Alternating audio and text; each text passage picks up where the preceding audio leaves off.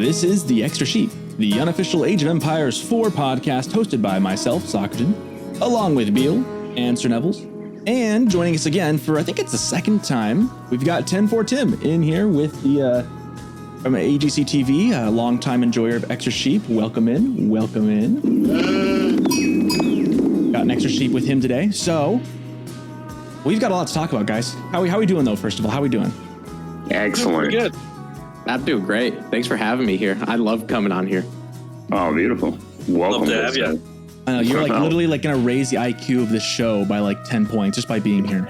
So, hey, I need it, man. Make up for what I lack. It's all about compensation. Oh, we need a lot of compensation. We're okay, for backdrop, anyone who doesn't know, I was just telling guys this just a moment ago. Sir Nevels knows. I went 2 for 9 2 days ago, and I had to rethink my life decisions a little bit here. I understand. It was rough. I know that feeling. That whole just like I have completely forgotten how to play this game. Yeah, my brain just doesn't know anything about this anymore. Yeah, I'll tell you, man, like, it's not about, like, if you lose one game or something, like, if you have, like, a 50% win rate, right, you win a game, you lose a game, whatever, that's fine. But, like, once you start losing, like, 3 in a row, and for how long AoE games are, it's like losing for an hour and a half straight, and you're just like, I just got to throw something. I don't want to do this anymore. Yeah, I don't usually get very tilted. I'm really not the kind of guy, and you guys probably who are listening probably kind of get this vibe from me already. I'm a pretty easygoing guy. I don't get very frustrated or very tilted very easily. Sir Nevels, I think you saw a little bit the other day where I was just kind of getting fed up. I was like, man, I'm just tired of losing, dude. Like, it feels like, I think I realized a couple things. One, I was playing Abbasid, and the first day I did that, I was picking up the Civ, felt really good. Building and booming a little bit, having some fun. I really was winning a lot. I shot right up into Platinum again. Was thinking, hey, maybe I'll go Platinum 2 here in a bit, start actually climbing the ladder for the first time in ages. Because I've been stuck at like Plat 1, Gold 3 for a long time. Mostly because I just don't play every single day. So I was thinking, yeah, this is gonna be my time. I'm gonna start grinding and get all the way up to Diamond. This is my breakout moment. And then I just started losing and losing, mostly to Delhi. I realized that Delhi and Malians are indeed my kryptonite. I just don't know what to do about them. So that might be something I need to research more. But yeah, I was getting a little tilted, guys. I was having a rough day. So your boy Socerton was struggle boating a little bit. But there is. I will say for the Malians, I'll part a little bit of wisdom. Like I know what I'm doing anyway. But still, I'll give you some advice. For the Malians, I've completely changed the way I play against them. Yeah. By instead of doing things like raiding villagers and that kind of stuff, all their income comes passively, right? So I treat those economic buildings, those pit mines, the cattle ranches, they're the villagers. They're the things I'm going after. I don't care about Malian villagers because they never have that many anyway. That's a good point. That's smart. Like, you mean like attack the cows? The tricky thing with it, though, I mean, the cows are always going to be under the town center, so you've got to dive into that more often than not. So that leaves you the pit mines. And they've got a lot of HP for one, so actually focusing those down isn't easy. I don't know. It's hard to get any edge on them early, you know? I think that's the tricky thing is, and you can't outboom them. So you're just left in this weird middle zone. See, Socerton, now you understand why I hate the Malians. There we go. You came full circle. Yeah. It's just like, what are you supposed to do? Like, what is the play? Because that just doesn't work. Yeah, I don't know. So I saw something gimmicky when I was tuned into Empire Wars a little earlier. It wasn't on purpose, but there was a cow that was outside of a ranch that got killed in the spot where they were going to put down the corral landmark. That player had to put the landmark in a separate position. So I was wondering, what if you had a couple sheeps with you and at one point just like ran through where those ranches are in the middle and just like deleted the sheeps so the corpses were there and you block buildings? Can you Can you delete sheep?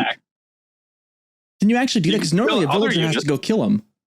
Sheep aren't really your units, you know? They're not really your units. They may pretend that they are yours, but sheep are finicky creatures, guys. We know this. They are the turncoats, the Benedict Arnolds of this game. They don't require wool, though. They just require... I guess if you can delete a sheep. Because if you can delete like 3 sheep, where they'd be putting down that landmark in the middle of their corrals, I think you could... Well, if you delete them, will they leave their carcass? Because then there's a whole extra little, like, you could like delete the 3 right there to save your villagers a little extra time under your town center when they do that big long swing to kill them. You could just delete them then, and then their corpse would be there. So okay, we need to open up. Someone needs to open up a game and figure this out now, because now I'm genuinely curious. I don't believe that works. Cheap. I don't think it's necessary deleting them. You could just attack them, right? If you have a scout with a knight with it. There you go. There you go. Damage to the Bill. Yeah, Beastie did that. Beastie, I don't know who he's playing. Maybe Lucifer, but it was pretty gimmicky. Like, I think Lucifer, he had all his, little cattle ranches all around his TC. And right in the middle, BC ran up with like a scout and one sheep and just killed the sheep right in the center and ran away. That is some like next level. And Lucifer had to run over and like gather it super fast. Like he like put all his bills and gathered from that one sheep and long hauled it back to his TC. So it's possible. It's probably difficult. It's probably because if they catch it, you might get killed, lose a scout, or who knows. But yeah, so it's been done. It's a just smart. Been thinking about it. Yeah. Track. Yeah, but I don't know about deleting. I think you have to kill it. Yeah, I think you'd have to kill it, because I don't think you could delete it, because it's not really yours, and I don't know if I'd leave the card. I'm really curious. I might have to look that up and see what the actual mechanics are. But even so, that's some like next level like BMing right there. I love it. That is. Well, they picked Molly. They picked Mollyans. I was hoping you'd say that they'd go like professional scouts and then just drop a deer carcass off right there instead. Ooh. Oh yeah, that's just me really wanting. Yeah, that's just me really wanting professional scouts to be a thing again. I think that Grand Theft Venison is one of my favorite mechanics in the game, and I'm sad it's just not balanced and not used. It makes me sad. I think it's one of the funniest things to watch on like high level tournaments is when they start stealing each other's sheep. Or sorry, deer. A good strat I've seen be used against the Malians for their pit mines. I think I've seen 3DB do it. He would like play Delhi and he would like run right over to like the enemy base immediately, like 2 spearmen, just build walls, all like with his spearmen all around the pit mines. Basically walling, like put a bunch of diagonal walls on the pit mine so he couldn't build houses on the pit mine. And I'm like, it actually worked. I think it against Beastie. Like at that point, you could just pull a villager and do it the same thing too. Or that. I know, like, because spearmen can defend themselves. They can defend themselves. So you can build walls and defend yourself at the same time. A lot better. It's been some tactics. I don't think you can do any more, but somebody barbecued it. I mean, I literally, when I played, I think I mentioned this last episode, but I was playing as French into Malians, and I was like, screw it, I'm tower rushing this fool. And I did. And it didn't work, but it definitely made it be one of those. It was like one of those scrappy games that like just is really wonky, because I ended up killing a ton of his vills, and he ended up, my eco was super behind. He eventually got ahead enough that he beat me. But it was like we both were in Dark Age a lot longer than most people would feel comfortable with. Dark Age fighting is a real thing. It was really scrappy. Strategy. Yeah, it was odd. Malians. So moral of the story is Malians suck. So Delhi is really okay. Delhi is really hard too, though. I've been really struggling against Delhi. I just feel like I keep losing that initial fight against Delhi every single time and I've been playing as Abbasid a lot, trying to learn the Civ, and I just have no answer to what to do with them. Like, goodness gracious, they have just been walking all around me in early age. I had a good scrappy fight going French. It was actually, I played this guy 2 in a row. I wonder how many times this happens. I played the same guy twice in a row on the same map, and he played the same Civ. First time I played Abbasid and just got swept. Next time I played French, and actually I killed, we just killed each other's villages for days. It was a really, really weird match. I watched that game. That game was different. Yeah, different indeed. But I wonder how often it happens that you get paired with the same guy on the same map back to back. I mean, the same guy probably the same guy pretty often. I know especially in the higher levels, but yeah. Yeah, like in the time zone I usually play in, which is like 7 Eastern, all the Europeans are usually in bed, so there's not that many people on the ladder, but same map. I don't think that's ever happened to me, actually. Yeah, same guy, same map, back-to-back games. Like, I know I've played a couple players I've recognized. I'll shout out Papa Bear. If you're out there, I know you listen, Papa Bear. I know you've mentioned it. I actually ran into him a while ago, and we chatted after our first game, and I actually played him again a couple weeks later. I was like, oh my gosh, I know this guy. Really great guy. He's popped up in a couple of the threads, and I think I've seen him on either Reddit or somewhere for the show. So I'm thinking about you, Pop Bear. Like, I've played some guys who are around your level who play around the same time you do come across, but yeah, same map, same player, back to back on ranked ladder. Yeah, the same map is a lot. I ran into the same guy back to back last night when I was playing, and he had a pretty interesting. I never saw this French strategy before, where he'd delay his feudal to go into a faster castle, and then send the upgraded royal knights and men at arms into your base with 30 villagers to keep drop like right inside of your base. It was pretty wild to play against. Sounds like a horrible person. Got me pretty bad on Golden Heights because he just had a faster economy because he just ignored water. But when I rematched, I knew what he does, and so I was able to prevent it. But I have not seen that strategy before. I gotta say either. Men in Arms and Run, that's an expensive army. Oh, Empire Wars. I was sorry not to cut in too much, but like Empire Wars, like you see some really interesting different strategies. I was watching the Mista and I forget who was just playing just now for when we were recording Socerton, yeah. And seeing the English go like full feudal men at arms because they had the farm economy behind it was really kind of neat. It's very different than what you normally see. So that just reminds me of like those off strategies you don't see often that could work. Actually, I saw Mista do that yesterday. Yeah. Mista he was playing against Puppy Paw in a series, and it was the last. It was 2-2. So it was the really last one. It was HRE. He was English against HRE from Puppy Paw on Calvason, and Mista, just because you're right, because they get the farms in the beginning, he just spammed men at arms with longbowmen. You don't have to waste the time or the wood or whatever to get those men at arms, and then all of a sudden there's 20 in your base that an HRE player doesn't really have much to do about it. They have things like their own early men at arms, right? But the English, if they get a forward tower, it's the same thing. They're button heads, early men at arms versus early men at arms. Just one goes 20% quicker. Yeah. So they didn't really have an answer. Yeah, that's actually it kind of leads us into our kind of our news, our Age Empires news for this last week. We've got some things with some big news to talk about. 2 big new announcements about 2 new civs. We'll get to that in just a second. But Tim, you've been casting Empire Wars, and this is a great segue into that because that's just going on right now, like this weekend, and I think next weekend as well. Tell us a little bit about that, Tim. You got to cast. I saw you casting that a little bit. I believe it was yesterday, right? So is this Saturday? Stream. He's a celebrity. Stream. He's the main. That's the main. He's living the dream.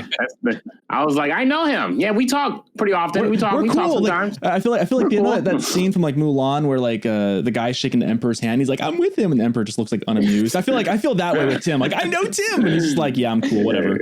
Go screw yourself, Tim. So I'm not going to comment on any of that,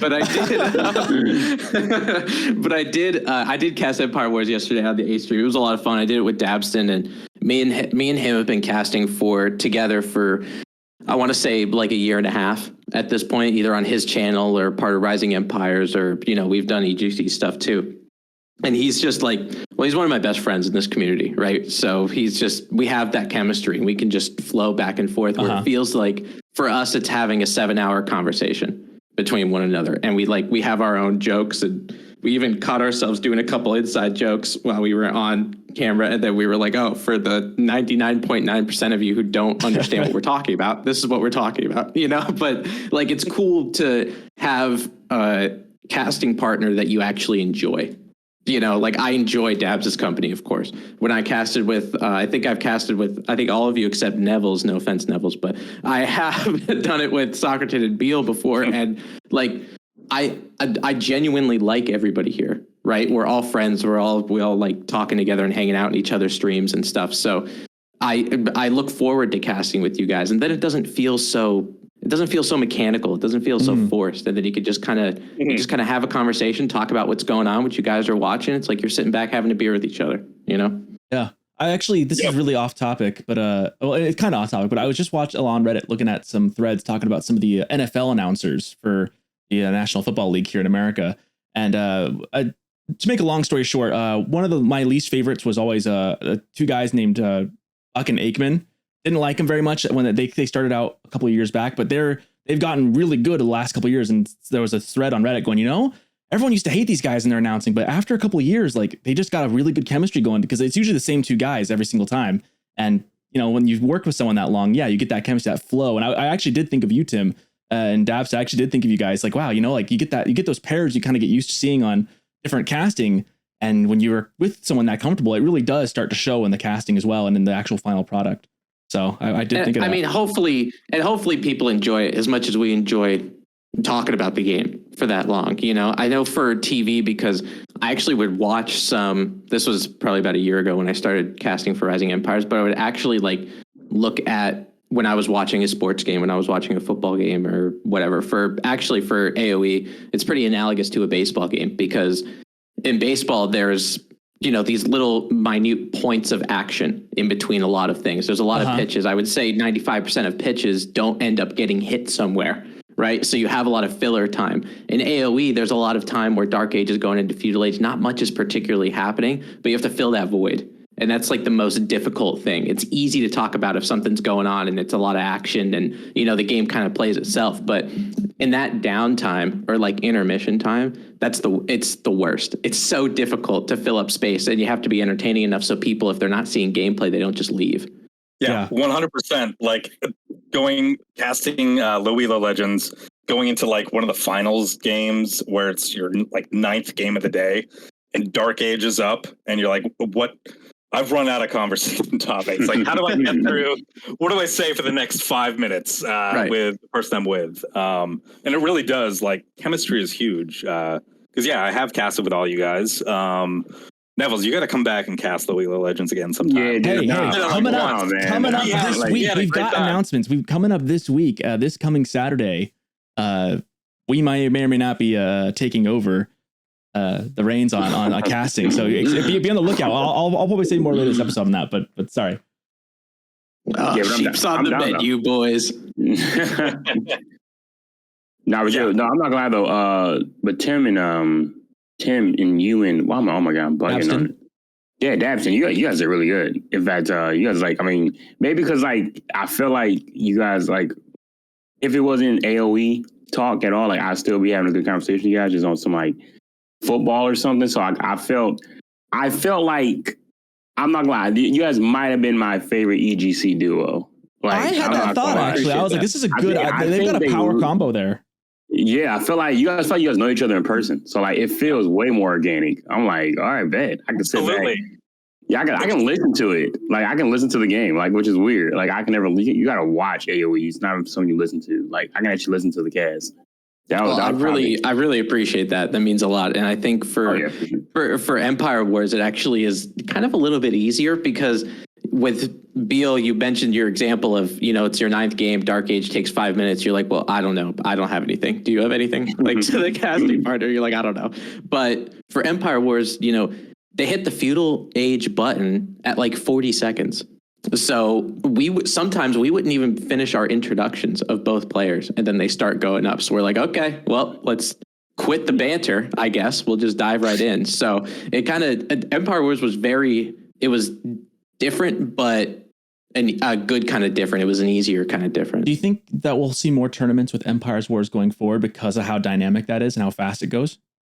So I can't I'm not going to speak for EGC because I'm not part of the outside. Do you think that will influence though? Do you think people will be? I don't know. Yeah, I think it has to be incorporated more into AoE if they're going to do another one. In my personal opinion, because of the fact it's just a mod that you can use for custom games. It was actually really difficult to do meta research and stuff that I talked about this yesterday too on camera, but a lot of people were, because they didn't stream their games, there were only a select couple of players that did. And it was all of the custom games, all of the Empire Wars and the metas that they were thinking about and developing were all behind closed curtains, so in order to do research on Empire Wars, it was really difficult. So I think if they add a ladder for it, I'm not sure how many people would actually sign up and do it. I'm not sure how big the player base would have to be in order for that to happen. But I think if it was incorporated more into the main game, you might be able to see more of them. That's a good point. I wanted to ask you another question real quick, Tim, about casting. I'm curious how you guys do it. Because I know for back to the football analogy a little bit, in football, you've got the two commentators have different roles. One is the play-by-play guy. The other is the color commentator, meaning they give kind of the fluff and analysis. For casting, I know for Rising Empires, at least, I can speak that I don't really remember when I casted a couple months ago. I didn't really feel like there was an A caster who was running the stream and a B guy who is also co-casting, but I don't really know that there was a play-by-play / color commentator. Does that apply for when you guys have roles that you think about, or you guys just kind of that's a really good question actually, and I've noticed that when watching sports games, you have the fluff guy and you have the main play-by-play guy. I think for depending on who you're with, I've had partners on EGC who like to make it very strict and be like, hey, you take care of play-by-play, I'll do the color and that kind of stuff, where I felt like especially for me and Dabs, maybe just because we've been doing it for so long, we just do both at the same time. Like there'll be some times where if something's going on stream and I was in the middle of a sentence, I will do the play-by-play for it just to maintain the flow. Sometimes I've had partners where if I'm doing color commentary and something goes on screen, I'll pass it off or I'll segue to him to do that. So it just for me, it just kind of depends on who I'm with. I could do whatever. But it really helps if you have the experience, because then there's not really set roles. It's like you're both kind of doing both and not stepping on each other's toes at the same time, if that makes sense. Yeah, I wanted to jump in a little earlier and just like mention your cast with Dabston versus the other casters, and not to throw shade on any of the other casters, because everybody at EGC I enjoy listening to. There's not a bad one in the bunch, but you and Dabston together sound like you're not two people from the casting pool who got matched up. Yeah, I agree. You weren't like two high-level casters. I was like, okay, and you cover the games today. It was just like, oh, it's kind of a package deal. These guys really go together well. And that's why I appreciate that you were aware of that, but also, if there was somebody who I was casting with who was new and I had enough time, I had a schedule to be like, hey, you're on the schedule, you're with this person, it's going to be in 2 weeks, I'd probably reach out to them and be like, hey, can we just do a couple games off screen just so we can kind of get each other's, vibe? We're going to do a nice little vibe check offline and figure it out, But I mean, for Dabs, obviously it's not necessary. But if I was with one of the other new casters, or one of the other usual regulars who are there, like if I've never casted with someone like KP or Drongo before, so if I did, I'd be like, hey, like, can we take like a half hour and do a game just to kind of figure each other out a little bit, That's a great idea. That's great. Yeah, I've been giving that a lot of thought lately, because I've been wanting to get back into casting more myself. I've been doing some more. We had the Beale fan club that I ran and cursed Beale last week massively. I was there. That was fun. I cursed him so bad. Thanks so much. I'm so sorry. I did it to Jeremy too, American Jeremy, the week before as well. He at least went 1-3, so he had a bit better of a day. But yeah, the caster's curse hit Beale pretty hard there. I love casting. I forgot how much I'd loved it. As much as and the funny thing is, like, I start playing more and I start wanting to do more casting, and I start casting more, then I want to start doing more playing. So it just makes my love of AoE grow so much when I do that. It's really funny because I have flipped the switch for a little while. Like I did a decent amount of casting, and I have been for probably about 1.5 years now. And this was probably about a month ago. I messaged Pesty because I was actually going to quit and I didn't want to do it anymore. Because I had a bad cast, or one that I thought was bad anyway. I saw some YouTube comments that weren't that great, and I was like, people aren't liking it. What am I doing? So Pesty actually reached out and called me, and he was like, "Oh wow!" Don't do that. You don't do that. Don't quit. You're actually good. Don't do that." Yeah, I'm glad you didn't. Then I'm really glad. I'm like, and I feel bad. Was that the same cast that I jumped in and said when you were with Cow, and I was like, who are these guys? EGC needs better casters. And bro, imagine you was go that in. the same one? Because now Beale, I feel you're like worse for that. All three of you guys. Obviously I have others, but like you're some of my best friends in the AoE community. And Beale just walks in 15 minutes into the cast and being like, "Man, they couldn't have got better casters for this." I was like, the bottom of the barrel. Did you advance for that? Yeah, I got banned. He did immediately. It was so funny. That's beautiful. Yeah, if I was in that chat, I'd be in the chat like, yeah, get him out of here. Get that nigga out of here. With the get me out. She. It's like, no, wait, we know him. It's okay. He's cool. Yeah. That'd be crazy. You really got bounced, bro. You got bounced off the club, dude. Well, I'm glad they do. I mean, to be fair, like, I'm glad that they are quick to do that. I mean, obviously Beale like knows Tim, but they wouldn't necessarily know that. But I'm glad that they're trying to protect their own, because like obviously some people are going to have their opinions, and that doesn't make them wrong. But there's no reason to be like hateful about anyone, right? But obviously Beale is very tongue in cheek with that. But like some people are being serious, and it's hard to define that sometimes. You know, I kind of learned. I mean, obviously EGC didn't know, so I'm glad they do have my back. If there was a random guy who did that, Beale, you can say whatever you want. Don't worry. You can literally, you can call me whatever name in the book, and I'm cool with it. But with some of the comments weren't that great, like on the YouTube videos and stuff, and I've learned in my full-time job as a physician, if everybody likes you. And every single one of, like, for me, if every single one of my patients liked me, I'm doing it wrong. Right. So you feel like a doormat at that point. And it's kind of the same way for a caster. I have my own vibe. I have my own way that I speak. And there are some people that aren't going to like it. And you know what? That's okay. Because entertainment's a service industry just like everything else. You know, I wouldn't keep my plumber if I didn't like the way he fixed my sink. I'd go get a different plumber. Same thing. Yeah. Yeah, well, look at it. Even posting, I've been posting the links to, I'm trying to promote the podcast, everyone who might not have seen it before, right? So I'll post a link onto Reddit every now and then. Like, every time we post a new episode, you guys probably have seen it. I'll post it on Reddit, and I get to see the stats of like how many people like upvote or downvote it. And we sit around 93% of upvoted. But that implies though that for every 10 upvotes, there's someone going, nah, screw these guys, and downvoting it. Which to me, right. I'm like, that's so odd. Like, who would be hating this? It's just more. I'm just providing an extra service, like out of our own pockets, our own time. Like, it's odd. What are you gonna do? Like, what are you gonna do? Cater to that 8% people? Exactly. Yeah. Yeah. Like, who cares? They don't like it. Fine, go watch something else. I don't care. So they're always gonna have. You can never appease everybody. How it works is that you're not popping if you don't got haters, bro. You're not popping, bro. As simple as that, dog. Thus proclaim it, Sir Nevels. Exactly. You are not popping if you don't have haters. Listen, man. You don't got real motion unless you got haters, man. Haters, honestly, are complimentary. I need to carve that into like a stone tablet or something. It needs to be one of the great. Sir Nevels is going to have his own like series of like great commandments by Sir Nevels, and that's like number 2 on the list now. Know thy enemy, know thyself. Now we've got that. If you don't have haters, you're not playing hard enough. I love it. Exactly. Yeah, man. You got Nevels, I'm telling you. Nevels, I'm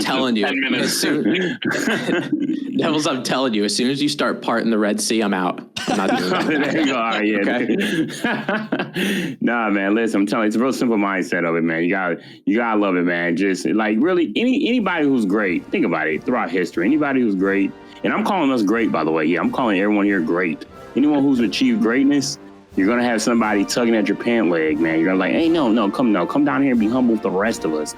But greatness, no, we must ascend. We must not look past all the negativity. Only focus on the positivities. There's gonna be somebody. It's gonna be somebody or some type of entity out there that's gonna be like, oh, these guys, I guess they're good, whatever. Or this Extra Sheet podcast, they kind of like a little too long for my taste. Like, no matter what, we just ignore that. That's background noise. That's just like, that's like a bowel movement to me. I'm not trying to hear that. You know what I'm saying? Who cares about that? We thought we were about the goal ahead, achieving greatness, and we're great. So once you achieve greatness, it's crap in the barrel mentality. Keep dragging it down. For anybody who just listened to that, including me, like, I want to run through a brick wall for this man.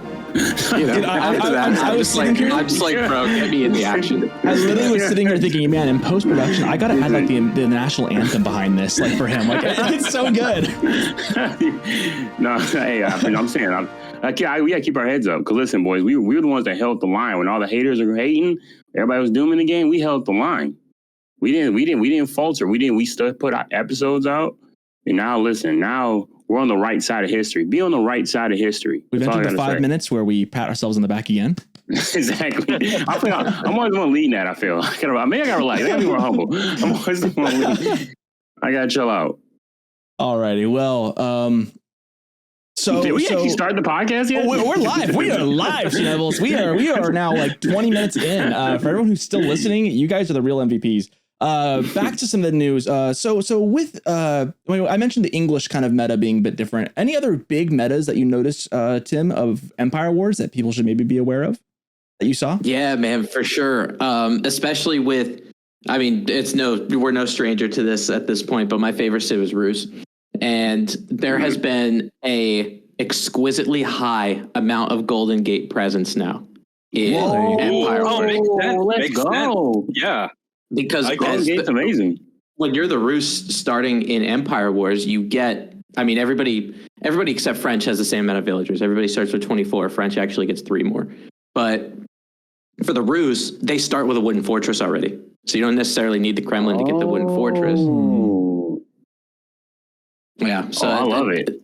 That's been a big change. I've seen the Abbasid fast castle meta be more prominent. I mean, I know it happens in standard sometimes, but I've seen a decent amount of culture wings to go up to feudal just because you have a lot of the villagers anyway to make a fast castle kind of thing. So it ends up paying off pretty well.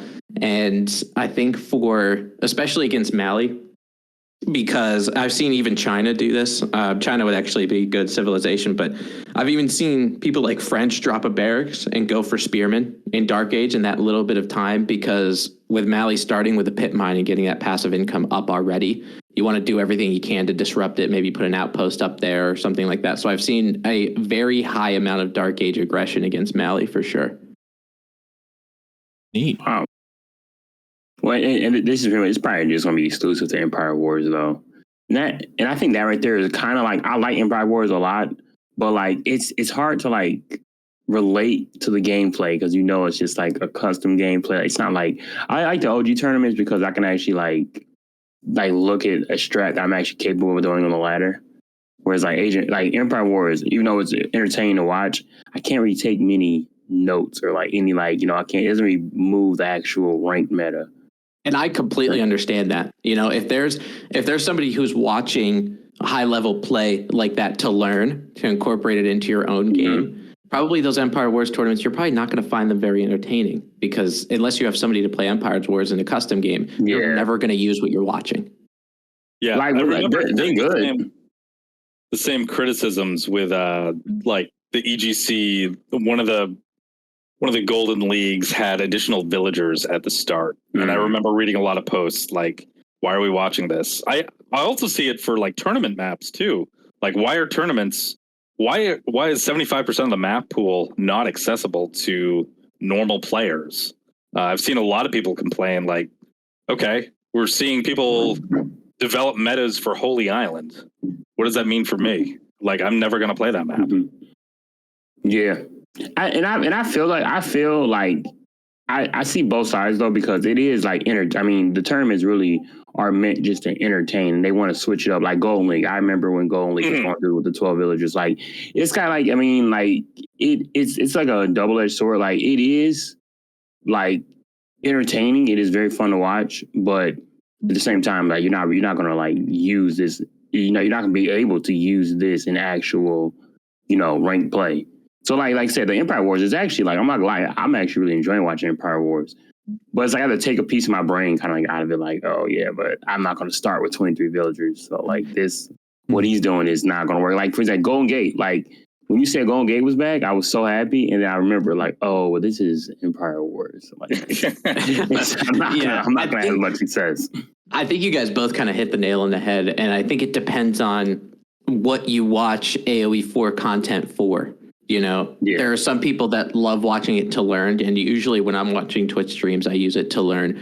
But there are some people that watch it because they like the game and because they want to be entertained by a tournament and watch high level play in any capacity, which is fine. And I think if as long as it's an Empire Wars tournament, you're not going in expecting ketchup but getting cocktail sauce, right? Yeah, there you go. Hey, that's a good saying. I like that. But yeah, you're right, 100%.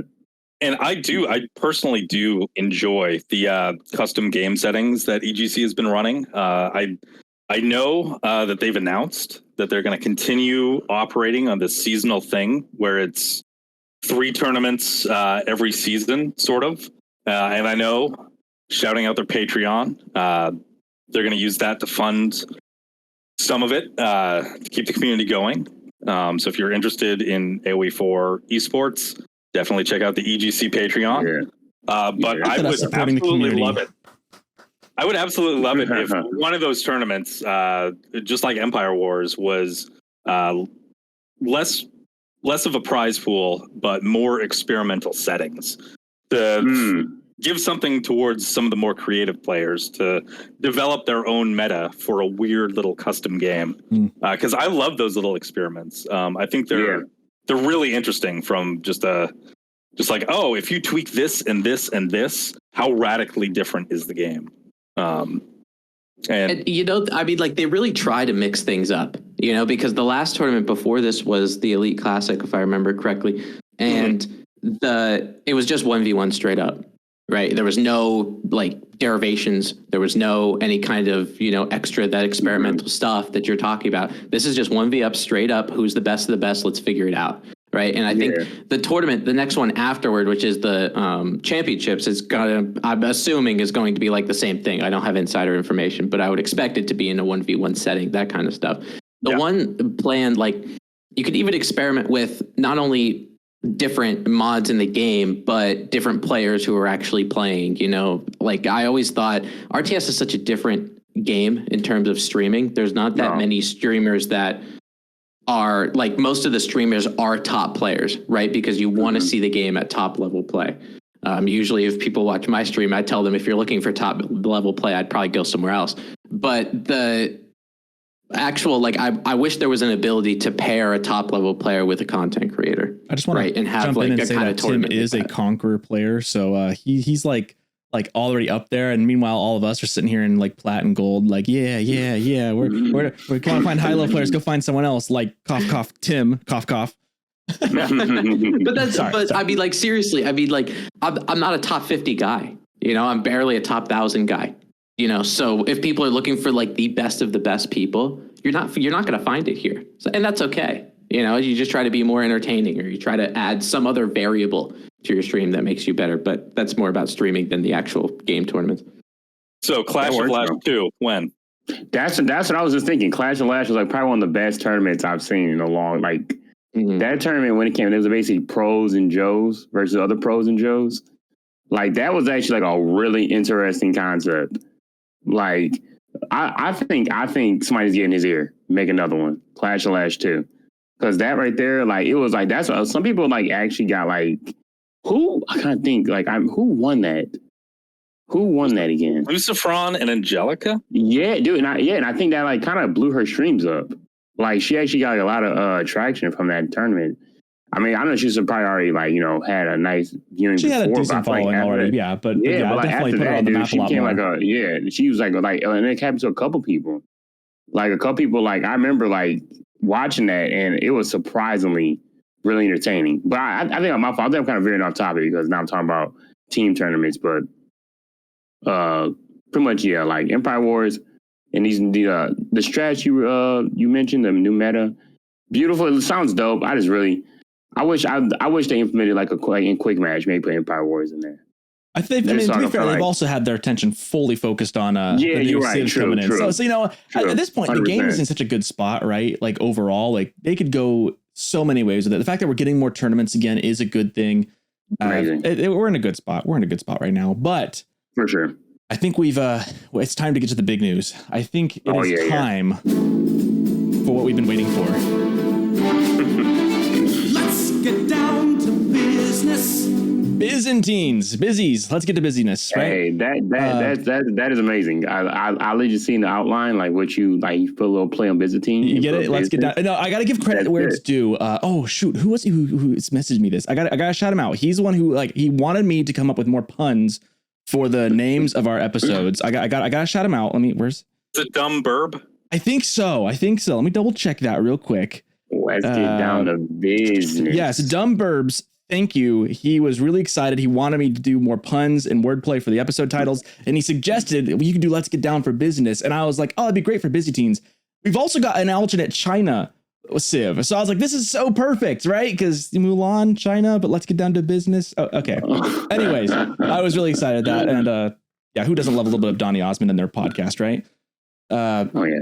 That was good stuff. So, let's talk Byzantines, guys. This is big.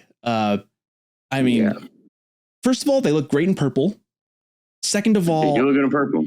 I mean, it's going to be hard to even know where to begin on this. So I guess we'll just read through what we have on ageempires.com/game/ageempires4/civilization/Byzantines. So guys, Byzantines, I was like, do I want to give some historical context to where this civ comes from for those who don't know? Maybe I should hand that to I'm Tim. chomping at the bit about historical context. Okay, historically, we all know what English are, right? We all know what the French are. most of us know from history. If you don't, HRE being the German states, Holy Roman Empire, which was neither Holy Roman nor an empire.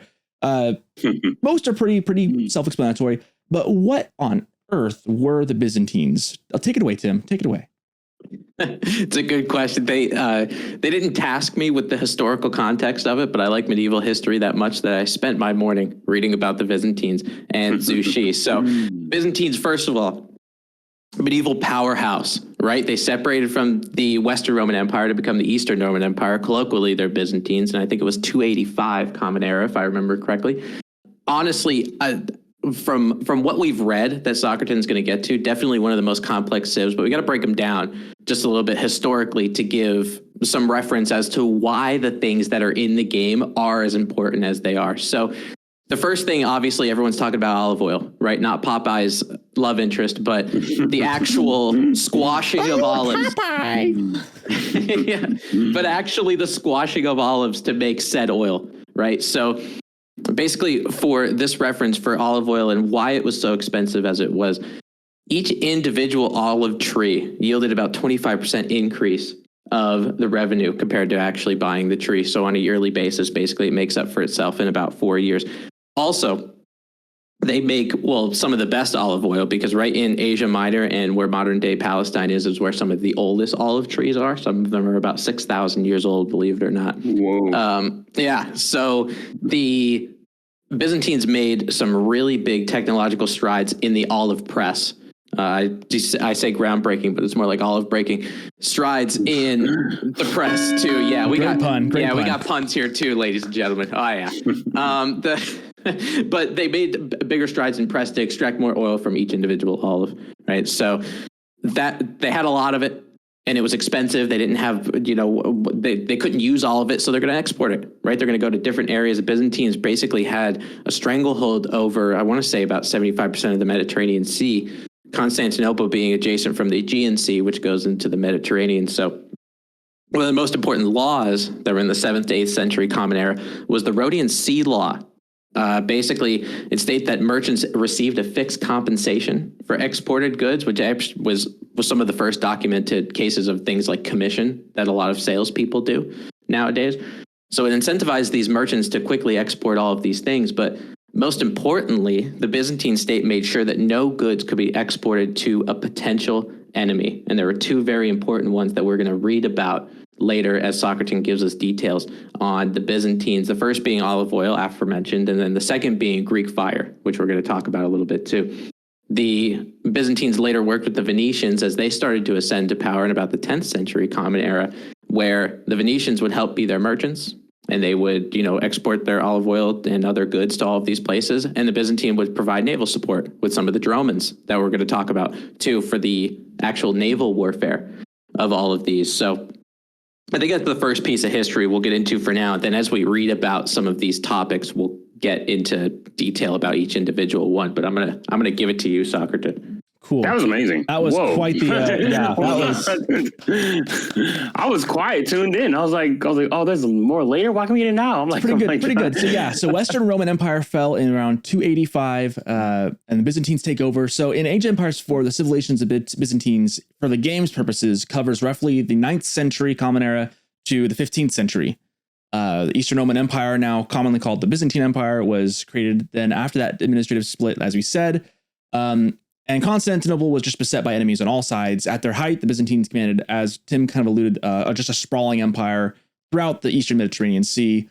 So the Byzantines, I was thinking this, I was trying to think of a way I could tie this into Earth, Wind, and Fire, like the band, and because I was thinking, water, fire, and oil are kind of the big things that go on with the Byzantines, right?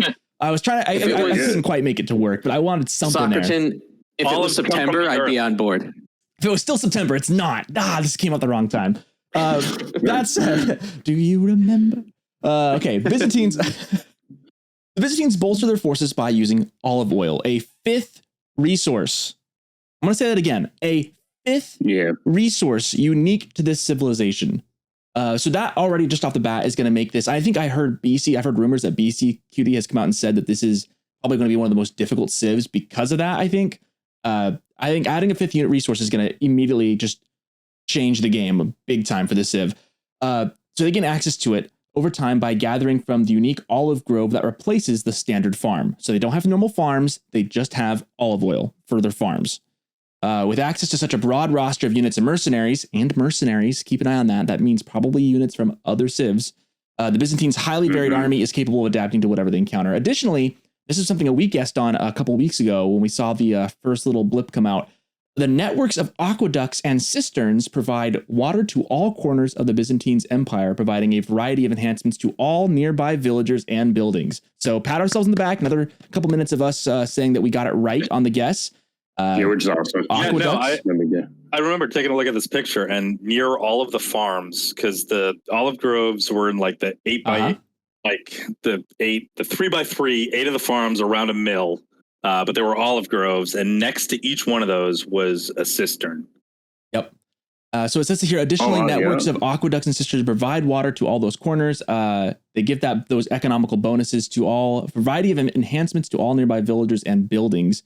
As more cisterns are connected, the water level increases, improving their effectiveness. I'm guessing you can only build so many, and I'm guessing as you age up, you'll probably be able to get more. Kind of like military schools in a way. I think you'll probably be capped, and you can only build so many. But engulf your opponents in fire. Oh, go ahead, Tim. Go ahead. I really, really like how they incorporated cisterns and aqueducts. Just to kind of further elucidate that point that you made, Socerton, with the how many you can build. I do know from watching a previous Age of Noob video that in Dark Age you're able to build your first. So I believe it says that later here as well. But yeah, in Dark Age, you can build your first cistern. Oh, sorry, I'm skipping ahead. Yeah, a little bit. No worries, they're good. You're good.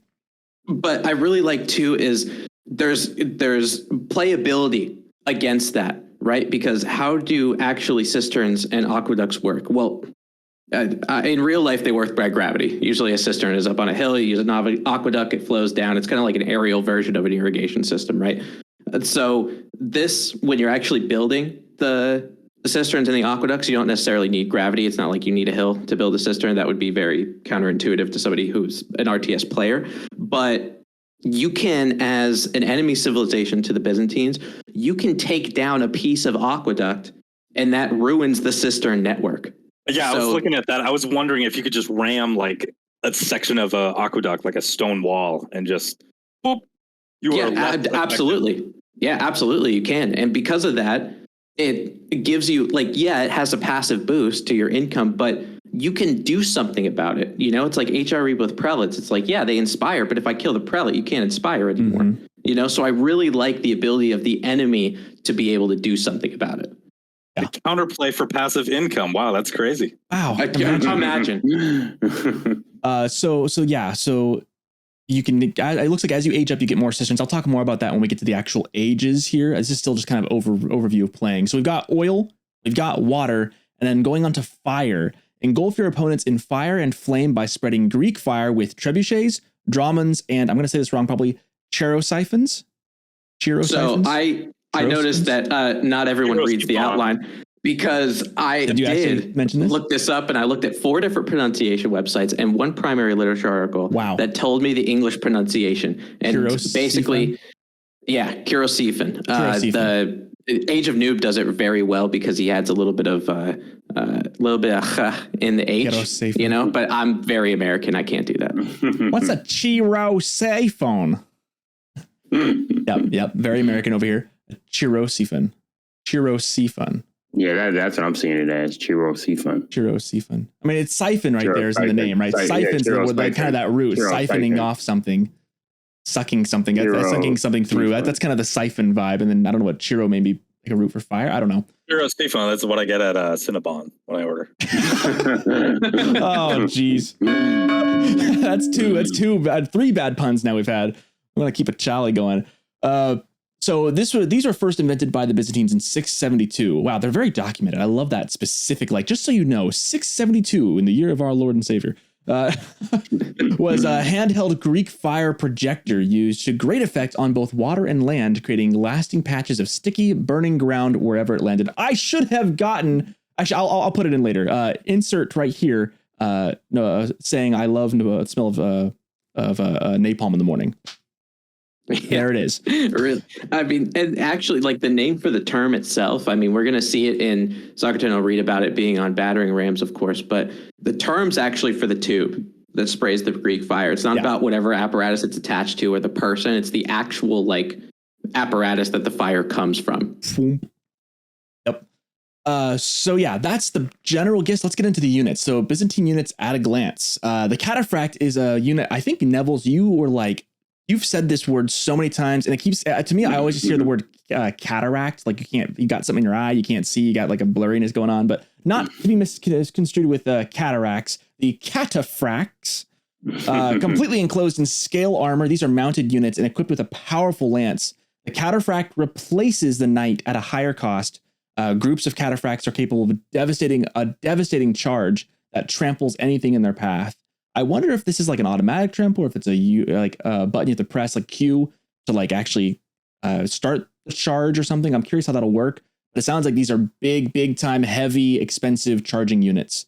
And it mentions in groups too. Like groups of cataphracts are capable of devastating charge. I wonder if that means like it's just more effective, or you just literally have to have more than two to get the charge to happen. I got 3 ideas here. It's either just flat damage increase on their charge, which is boring, and I think that's what French has already. So probably not that. It could be AoE charge damage, where you hit like a unit and it does like tramples splash anything damage in their outward. path. Yeah, I could see that. Or it's charge damage, but your unit doesn't stop, and you can hit things if you charge, and you like right click on a unit in the back row. And there are a bunch of like archers in front. You just boom, boom, boom, boom, boom, charge right through, hit all of them with charge damage, potentially. You know what this unit reminded me of, actually? Have any of you 3 played Battle for Middle Earth? No. I have not. Okay. No, it was Battle for Middle Earth. It was an RTS game, but it was Lord of the Rings based, and you went through like Lord of the Rings campaign and all that kind of stuff. The Rohirrim from Rohan, the Riders of Rohan for that game, had this ability where you could charge through basically an enemy, battalion of something, and the units would actually fall down and get back up and then start attacking. I don't think, just because of how many other units are in AoE, I'd be surprised if they made an animation specifically just for a cataphract trample, but that's the first thing it brought my attention That'd be to. Tim, if they're bringing a physics engine in for ragdolling in with this expansion, I would be please. God. someone who loves the great bombards. I want to see guys flying. Oh, that'd be so cool. I'll give him a blank check. I'll be like, just take my money. Just take my money. That'd be Sell my beautiful. firstborn. Exactly. Yeah, I'm curious if cataphracts. It's talking about the powerful lance, so it's certainly something with charge damage.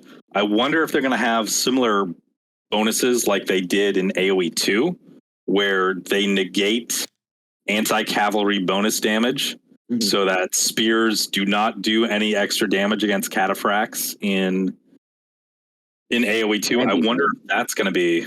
That would. How would you counter? What would be the counter then, though? Right? What would the counter be?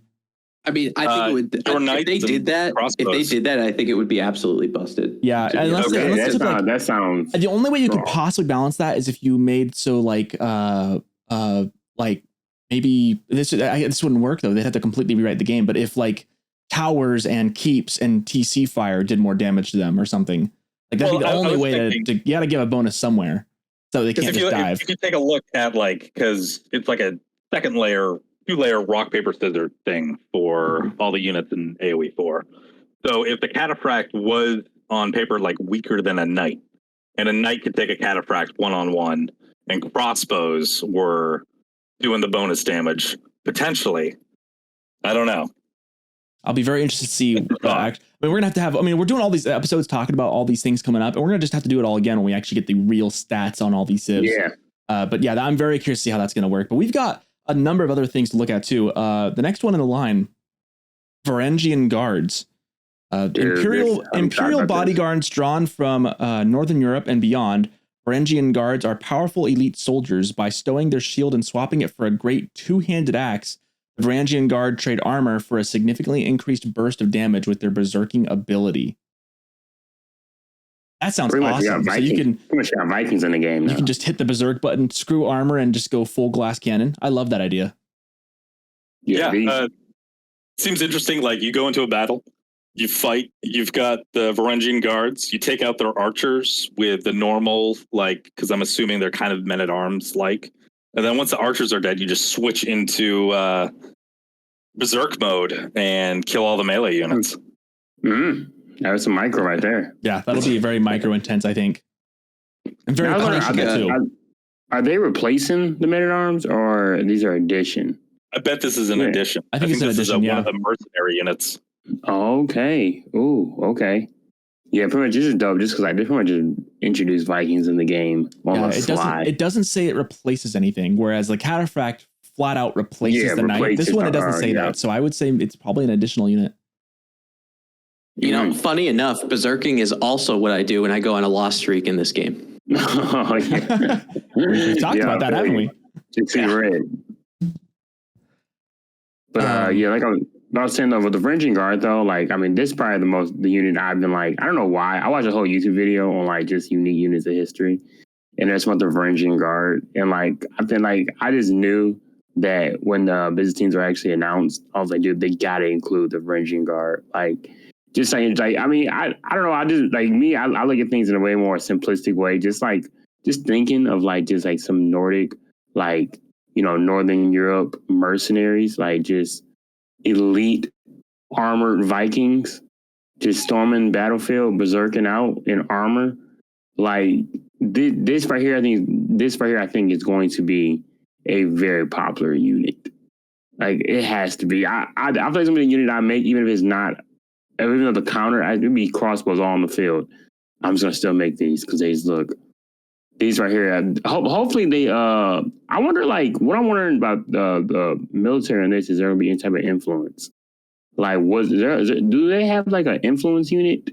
Like if this unit's on the field, it gives boost to other units. I mean, besides like the meta for Ottomans, but not for here. Like I'm trying to see. Like, I thought maybe like. See, nothing I'm seeing on here has an influence. Like, maybe I think the Byzantines just have an influence economically. There's no military influence benefit. They've got the cistern influence for stuff. I think it looks like with Varangian Guard and maybe some of the other ones, their units are more of like stance switching units where you switch between different stances kind of thing. We've seen a lot more of that. We've seen a lot more of that. Like, it was a click a button and you can change. Like I feel like the DLC, the units are way more dynamic. Like you click, you know, I'm assuming maybe W or E, and you can like pretty much rewrite the whole aspect of the unit, which I'm pretty excited for that. And I hope it's balanced as well, though. I'll be really sad if DLC comes out and everybody's complaining about it being unbalanced. Which I think is going to happen. It's going to have to be, but it'll be okay. Someone is going to complain. It's any game. The first paid DLC for new civs, it's going to happen. But I mean, it's going to be a little pay to win for a bit, but they'll balance it eventually. I still can't believe you young that they're calling it DLC and not an expansion. I mean, it's an expansion. Not a deal. It's for sure an expansion. This really is. Yeah, I need to stop doing that too. It is an expansion. Next on the list, this is the RAM that your girlfriend told you not to worry about. I'm going to say it wrong. The Kurosiphan. I got that one better this time. We mentioned this as a replacement to the ram. The Kurosiphan sprays jets of Greek fire. These flames remain over time, leaving burning ground that deals damage to anything caught in the blaze. The implications of this. Worried about something that leaves burning damage over time. The hell with her. So this is something that's going to make micro really important, right? I mean, obviously, you know, if you're in a wide landscape like a dry Arabia per se, you can always just walk around it, right? But there's particular maps, things like Altai, which I ban and I'm happier because of it. But there's other maps that have specific choke points, like the pit, even just for one, where you have a small enough battlefield and a small enough landscape where you might be able to create an opportunity with these, where the only way that somebody can attack your army is through those flames. Yeah, the micro possibilities, and even on those open maps, Tim, you could force your opponent to go around and better micro your units in place to receive them. I mean, there's the amount of like controlling literal ground control this can give you is unseen in this game. The only thing that comes even remotely close that I can think of is, besides just walling, I guess English longbows have the little pilings, but that's like nothing compared to what this sounds like, you know? Yeah, I mean, this is probably one of my favorite units that they're going to come out with in Age of Empires. And I think the reason why is because of its proactivity. For me, I don't necessarily like playing reactive civs. I don't like reacting my opponent. I like to take the game to them. So in something like a Kyrosiphan with the Ram and the Flames, you could try to be like, oh, based on their spawn, their 2 gold resources that are closest to the map are kind of next to each other. I'm just going to spray a bunch of fire around and be like, hey, you want gold? Come get it. Your gold is now on fire. Yeah, that's great. No, you think about what's the other area denial unit in this game, and it's not a unit, it's either outposts or keeps. Yeah. And those are like those are stagnant defenses that require a lot of resources to take down. I'm sure, the Kyrosiphan, when it sprays out the fire, yeah, it's there, it denies an area, but that's temporary, and it requires constant upkeep from the player that it controls, Kyrosiphan, to keep using in a skillful manner instead of just dropping down, for example, a Berkshire and just being like, well, you're not going here for the rest of the game. Yeah, and I bet it has some kind of cooldown mechanic too. So it's not like it's just going to be broken either. Like, there's going to be a counterplay to it, right? Like that, and I like that.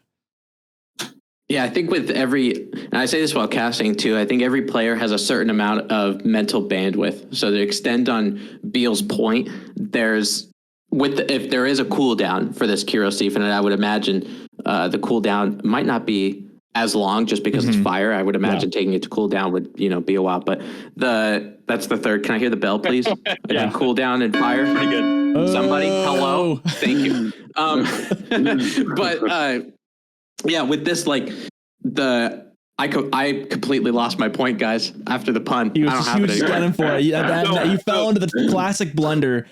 I'm jumping in. I think Tim was talking about how everybody has because it's an RTS, one of the big resources besides the 4 in the game are things that the player can keep track of in their head at the same time.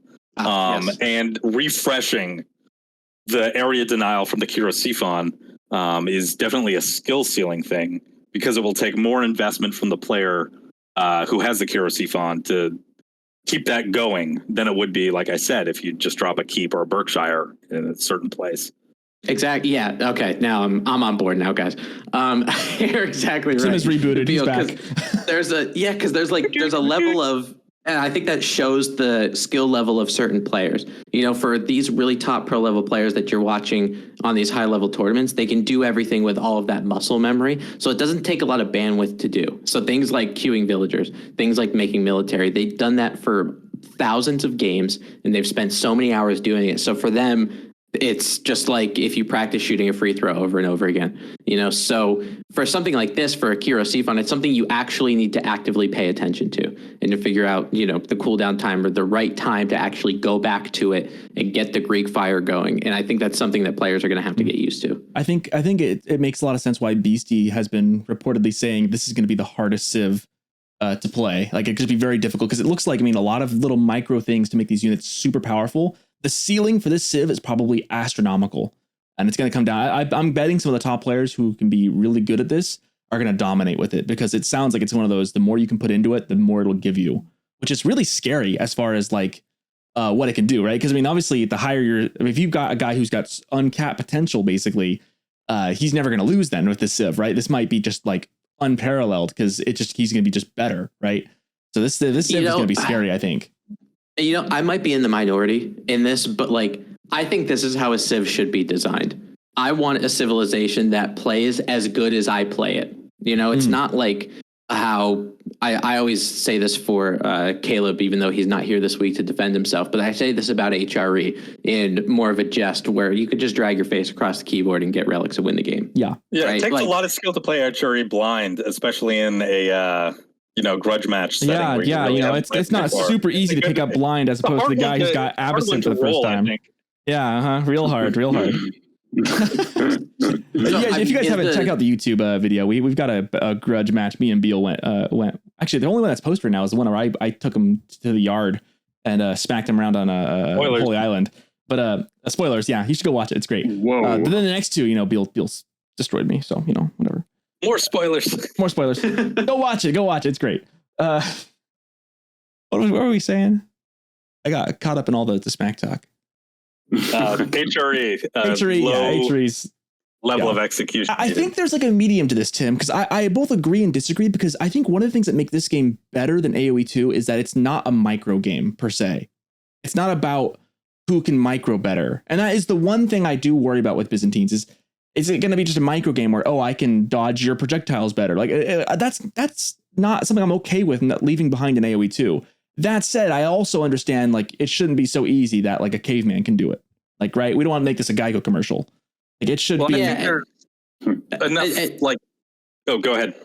I think based on your example, the Socerton of things like dodging arrow, like that's something that every civ can do, right? And that's something that I actually agree with you on that specific point. I think that's useless micro that doesn't need to exist, right?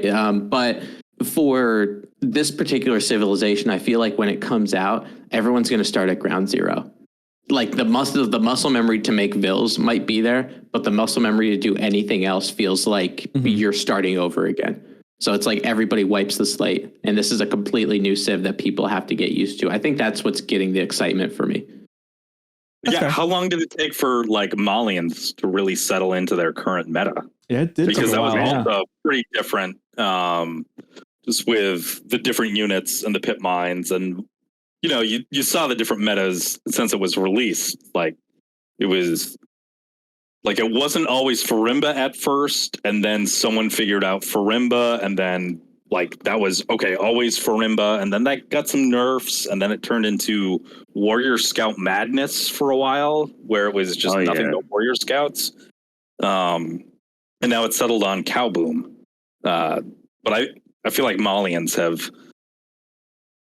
have been a civ where people need to relearn basically everything but how to build vills.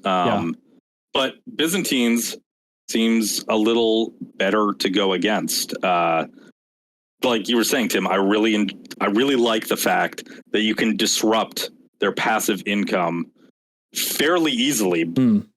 I think if you can destroy one of those walls of the aqueduct. I don't know what it takes, if it takes a ram or a siege unit, but that there is counterplay that isn't focused on the specific like gold mines. You can just hit a wall that they had to run out in the middle of nowhere to connect another cistern or whatever. Yeah, and again, this is all so speculative because we don't really know how it's going to play just yet either. But yeah, this will be really interesting to see. I wish I had insider knowledge of how the civ actually plays, but alas, we are stuck with just what we have on AoE, ageempires.com. There is one more unit we have to get to though. The Limitane. I probably said it wrong. I'm just going to go with it. Engage the shield. These are spearmen. So engage the shield wall with the Byzantine spearman replacement. The Limitane, while active, the shield wall drastically reduces incoming range damage at the cost of movement and attack speed. I like this. I like this a lot because it gives. Because I'm looking at this. I already know. So obviously, range units aren't going to be as effective against them, but they're going to have a harder time catching up to horsemen. And men-at-arms are going to sweep these guys, right? Because if they're slower, you're going to be able to just charge right up and get to them. I like that there's some micro that'll be involved, and that there's definitely some counterplay and some big trade-offs. I like seeing trade-offs in this game. I think that's one thing that they're going to do right with the Byzantines is that all these things, like even like the Berserker having the berserking ability, you're also going to take more damage too with those Varangian guards. So I do think that the trade-offs they're going to give will make it viable. At least it's not kind of like you said, like Tim agreed with like the useless micro. I don't think it's going to be useless micro. It's going to be decision based. Like, is it worth it to put in that effort to swap over or not? And I think that's going to make some really good play style for this. Yeah, because I think like doing things to go back on that point too, things like dodging arrow fire, like it's boring. It's boring to do that. You're picking up me personally. I mean, for other people, they might enjoy it and good for them. But for me, like it's just like you're just clicking two different points on the map at the right time. It almost feels like a pattern game or like a DDR kind of thing instead of an Age of Empires game. So for Limitane, I think my only gripe about it is, well, how much attack speed is going down, how much movement is going down, because that's probably the crux of balancing this unit in the first place. Because in Feudal Age, you make these limits in A, and if you can drastically reduce range damage, suddenly you don't have a counter anymore, right? So the archers aren't going to be as good. So how much am I reducing the actual effectiveness of the limit in A? So because I want it to be, because their counter doesn't exist anymore because of the drastic reduction, is the movement speed and attack speed going to be drastically reduced also? If it's not, then this unit is completely busted. If it is proportionally, then it's fine. Yeah, no, it's got to be a trade-off because Feudal Age gameplay is so balanced on that rock, paper, scissors. And that's why when the English rushed my base with early men-at-arms, they, get out of here, because that's not part of what I want in Feudal. I do enjoy the interplay of the rock, paper, scissors. I hope, like you're saying, that it really does drastically reduce movement. Attack speed, I don't care. If movement's reduced to like a crazy amount and you still run a knight near it, like that's your fault. You shouldn't have done that in the first place.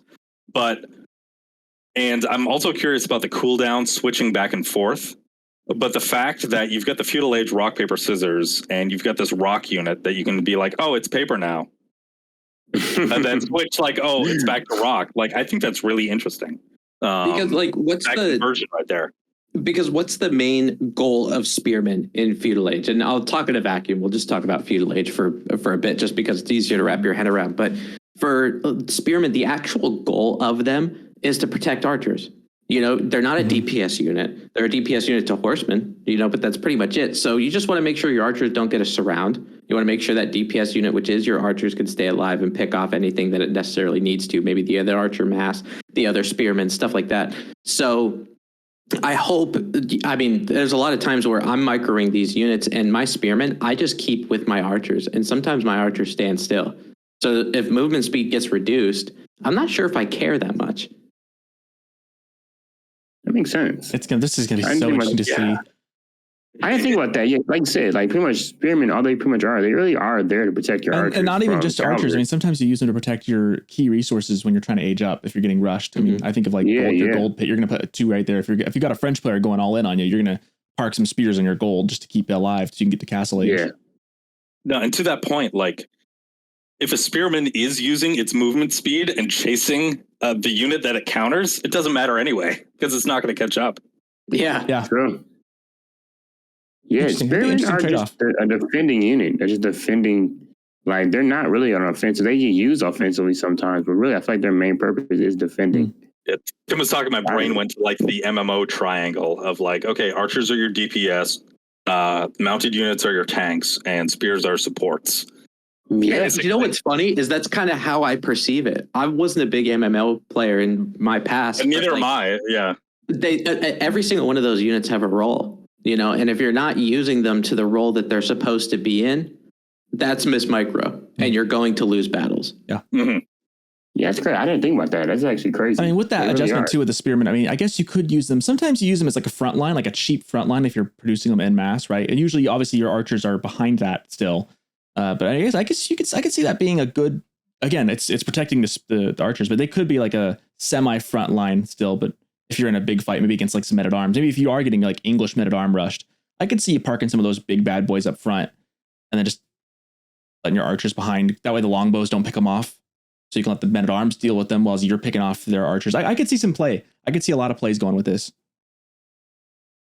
All right. Well, shall we get to Byzantine through the ages? We've got some insights on the different ages going up here. So in Age 1, Dark Age, the Byzantines can establish the first cistern and start of a future aqueduct network. Villagers gain a gathering bonus when within range of the cisterns, and buildings within influence can benefit from a variety of different enhancements. I'm very curious to see if this is like replacing a mill, or if it... No, I see actually there's a mill. There still is a mill I'm seeing in this picture, actually. So this is just its own unique building as well. Interesting. Curious what the cost is going to be, if it's a stone cost.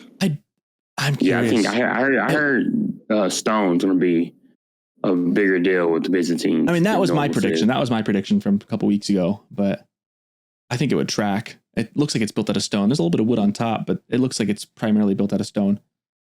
What if it's both? This is one of those things that's like, it's so difficult to talk about, like, oh, is this going to be broken or is this going to be stupid? You know, and like, there's no way to like possibly know that because, again, how much does a cistern cost? What resources We've got does it no cost? idea yet. How much influence does it benefit? How big is the benefit? Is it even worth it? Are broken. All these different enhancements that we know about, they're completely broken. Yeah, they are. Age Right 2, now, yeah. Whatever they are. Age 2, whatever that is, it's all broken. Age 2, the Grand, you have got a couple, two different, obviously the two landmarks. You got the Grand Winery, creates the opportunity in Age 2 to recruit mercenaries and provides an olive oil production boost to villagers gathering nearby. This age also brings with it the opportunity to quickly produce cavalry units via the Imperial Hippodrome. Yeah, the Hippodrome is quite interesting. One of the, I mean, just for historical reference that I can kind of give you at this point was from me playing Civ 6 as Byzantium, because a Hippodrome is a unique building that you can make that operates as an entertainment complex. When you do actually make it in Civ 6, you get an immediate heavy cavalry unit. So something like a cataphract as soon as the Hippodrome is made. So there is some play with, you know, things like entertainment in medieval Byzantium with cavalry and all that kind of stuff. It makes me think of medieval jousting. Yeah, wasn't the Hippodrome in like Roman times where chariot races were held in a Hippodrome? Mm-hmm. Yeah. Okay. Dude, when do we get chariot riders, man? That'd be sweet. Not quite medieval. That's a bit more. We go AoE 1. Yeah. That's the wrong side. We're in the medieval times here. Age 3, the Byzantines choose between the Golden Horn Tower or the Cistern of the First Hill.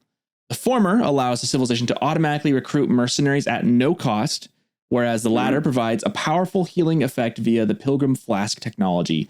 I gotta say, right off the bat, I'm picking number 1. Golden Horn Tower, give me the free mercenary units. That to me sounds like a win. Slam dunk, especially going into Castle Age where you're hopefully trying to get online and aggressive. The other one just sounds kind of like an Abbey of Memes knockoff. That's just me. Again, we have no idea how big that range, that healing effect is, what all that else that it could do. But free units is usually a win for me. Other thoughts, reverse thoughts. Golden Horn Tower for me sounds like just like a military school for the Byzantines for their. It's like a cognate palace, Like it's just like a bunch of. Because like, if you look at those units, they look like Abbasid. They look like Abbasid men at arms. They're like gulams. Maybe I'm. You're right. Are those Kashyyyk? Are those like that? Looks like you kind of go around like just recruiting from like mercenaries. Just hired soldiers. So. Probably just got a bunch of units from different civilizations. Probably maybe a little bit of a spin on the Cognate Palace, but the Pilgrim Flask technology, like this Cistern of the First Hill, this looks kind of like it's probably, what is it like? What kind of healing is it? AOE healing? Like, is it like a unit they produce? Like, yes, sir. Yeah, my guess based on what I've heard, based on what I've heard, and what's like floated out as rumors. That it's like a rechargeable heal. So my brain automatically went to, I don't know how many of you played Warcraft 3, but the Night Elves got a building called the Moonwell. And it would slowly generate charge over time. But when you moved your units over to it, it would use that charge and heal all of your units. And so I'm wondering if this turns your cisterns kind of into Night Elf Moonwells. The only thing I wish I didn't play a lot of Warcraft 3, so I wish I had something to piggyback off your point. But what I will say is, if you do the Grand Winery at Age 2, right, then you do the Cistern of the First Hill at Age 3, where you get a flask. I'm going to be drunk by Imperial. I mean, again, Cistern of the First Hill. Is this going to act as an economic building as well if it is a cistern? I mean, that to me, if cisterns are cisterns, right, that give you the economic, like, little fielding range of the perks, that to me sounds like an extra cistern as well. So maybe it acts as multiple things. I mean, that. Oh, yeah. I would imagine they might work as a giant cistern as well on top of that. Well, it's probably an economic landmark. So most likely, probably the former is probably the military landmark. Military landmark. Yeah, it's gonna be the economic landmark. Golden so Horn Tower sounds. I mean, I wonder if that's gonna have any kind of like castle. I wonder if it's gonna act as a castle or not. Yeah. We really just don't know. But I mean, White Tower is a thing. I don't know. It's so vague. It's gonna be really hard to know what is gonna be what. But Age 4, Age 4 comes with the option of either producing siege engines from across the known world with the aid of the Foreign Engineering Company, or strengthening and training additional units from the core Byzantine roster from the Palatine School. I like both of these a lot. I love Nest of Bees, and I'd love to have an excuse to play with them without having to be China. Yeah, I think that there's a lot of caveats to this. So from producing siege engines from across the known world, obviously there's a Nest of Bee right there on the picture, but can I choose to build it, or is it gimmicky like the Congadate Palace? Oh, and what other unique siege units are there, right? I mean, you got the Great Bombard, you've got the Hui Pao. Bees. I was just going to say that. If you could build the Hui Pao out of this thing, oh my God, I'm going to pow people in the next year, brother. Culverains, maybe? Can you get Culverains from this thing? I mean, is it just open up like the door to all siege units? Because that'd be pretty busted. Well, I think that Ayubid's got new siege units as well. Oh, it's true. You can pull out one of those big boy towers. What were those called again? That and the mangonel replacement or whatever it was. Yeah. You know, this is kind of off topic, but this is something that's kind of I wish the Byzantines had the Hagia Sophia as their wonder. It kind of does that. It's with the Ottomans, which makes sense, I guess, because they, eventually became, they eventually sacked Constantinople and made it Istanbul. But I feel like the Hagia Sophia, the church, I feel like that was super important. The Byzantines built it. That's an amazing point. Actually, because I'm very happy that somebody mentioned the Hagia Sophia, because now here's another soliloquy. So the Hagia Sophia was actually built when the Eastern Roman Empire was in its infancy. It was about the 4th century CE, and it was originally a Christian temple.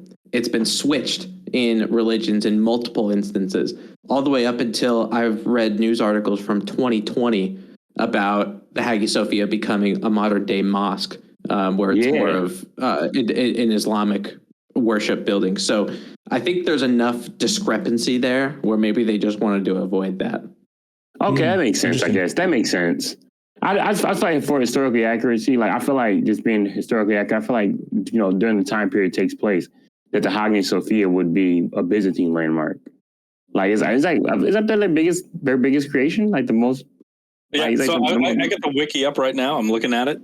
So it was an Orthodox church until 1204. It was Catholic in between that to 1261. Switched back to Orthodoxy, and then I'm assuming with the siege of Constantinople, it switched to a mosque in 1453. Okay. Because even in game, it's the Ottoman. I just looked it up. The Ottoman wonder is called the Azur Mosque. It's not even called when you played it, when you playing it in game, it's literally the Hagia Sophia. But it's called the Azur Mosque. Let me make sure I'm 100% correct on that. But I believe they basically hijacked that. If that's true, just basically the architecture of the Hagia Sophia, if that's what the wonder really looks like, that would make sense historically, right? Because the Ottomans in imperial age, they would have Constantinople. You're right. I guess that makes sense. So maybe I'm just an idiot. That might actually make more sense. By the time you hit imperial, Constantinople was now no longer the powerhouse it was. It pretty much was Istanbul at that time. So I guess maybe you see, this is why the developers, this is why they get paid the big bucks. Maybe that does make sense. They do their research, man. They do their research. Yeah, they do. Yeah, that makes sense. I want to finish with the Byzantines by saying, dang, do they look good in purple? Dude, purple I think is the worst color in the game. And it looks good for this Civ. It looks really good. All right, Nevels just said purple was the worst color of the game. I'm never coming back here. Dude, you like purple? You like purple? Purple is my favorite color, not just in AoE. Dude, I'm no disrespect. I'm so sorry. but you son of a... No, I'm kidding. I need to leave. But actually, like the fact that they're purple has historical reference. Yeah, it does.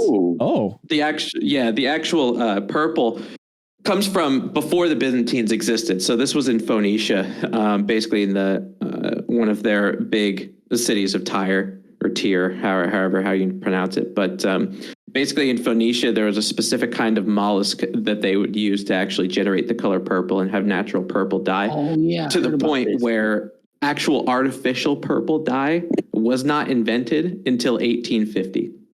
Whoa. Yeah, so people that were going, like when purple was always identified as a regal color or the royal color because of how expensive it was. Huh. That's dope. Yeah. Okay, that makes even more sense now. That's why it's my favorite color. Wow. Oh, wow. So now I really look like a fool. Yeah, okay, see? That's what you get for talking smack. All right? Wait, so what's your least favorite playable color in the game? My least favorite. What do you probably blue, because I think it's an exploit. And the reason that breaks my heart. I think blue is one of the, like, for a competitive standpoint, I think blue is one of the best in the game. Oh, you play a blue civilization on water where sometimes it's difficult for me to see the blue dots compared to the water? Nah. Did you watch that VC video? Because I was like, I did not. No. Dude, I'm telling you, he brings that up, dude. I did not realize. It's almost like, maybe I just made it like an extra sheet. I don't know. Maybe I should save that. Because like that's something I actually learned, like how colors actually from a competitive standpoint matter. Like I'm just I like, just pick teal every time because because originally, remember when this game first came out, just to give you guys a reminder of how far we've come. You used to not be able to pick your color. Crazy. Wild. It was red or blue, and you just didn't have any say, and that was it. We want to show them crazy though. Like this, like a lot of pro players, because I guess the worst color for competitive play is red. Oh, because red is super easily to spot on the map. So, like for example, like the Muslim, like he will play on like when he plays solo matches, he will not have unique colors on. So whatever he chooses, no matter what, he always sees red as the enemy. And that actually makes a difference. Like, I did not realize that, like, if you take off unique colors, and so it's like, you can still pick your color in games. You can still, like, say you're playing a water map, or whatever map you're going to play, you can still pick your color that your enemy's going to see in game, but you will always see them as red. And, like, I'm telling you right now, it actually, like, it's not going to make you a conquer player, but, like, it literally, like, it actually makes that a little bit of a difference. Like Beast made a whole video, and I didn't even watch the video. I'm thinking like, whatever. But I watched it one day, and I'm like, oh, he actually has some science to this. Like this, the colors do matter, and I think competitively, I don't know where purple ranks. I think he gave purple a D tier.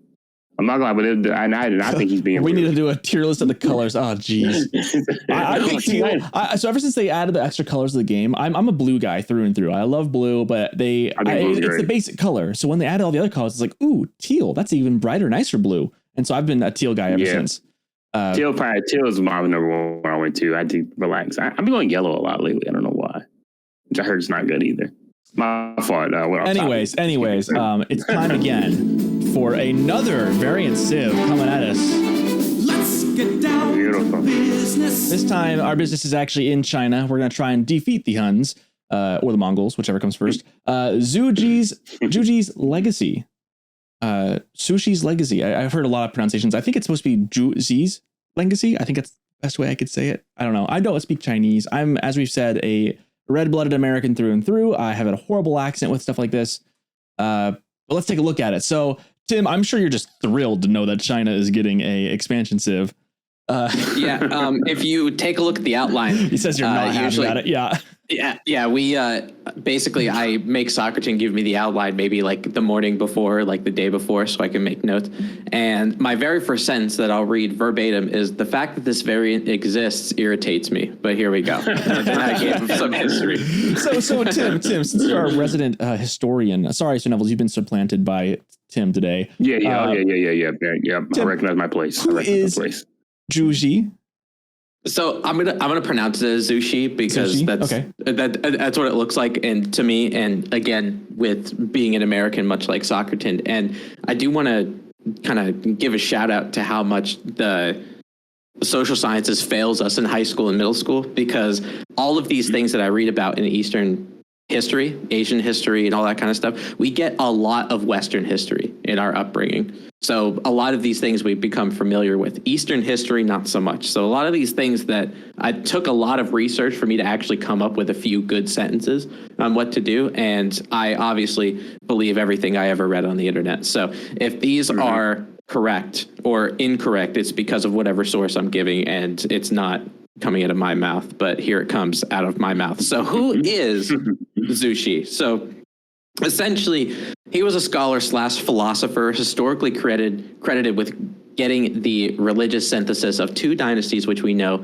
in the game, which is the Song and Ming dynasty around the 12th century Common Era with Neo-Confucianism. And basically Neo-Confucianism, to break it down, is a combination of three different religions that were prominent in China and a lot of the Eastern Asian countries, one being Buddhism, one being Confucianism, obviously, and the other one being Taoism, where Taoism is more of a philosophy than a religion, but this isn't a philosophy podcast. It is now.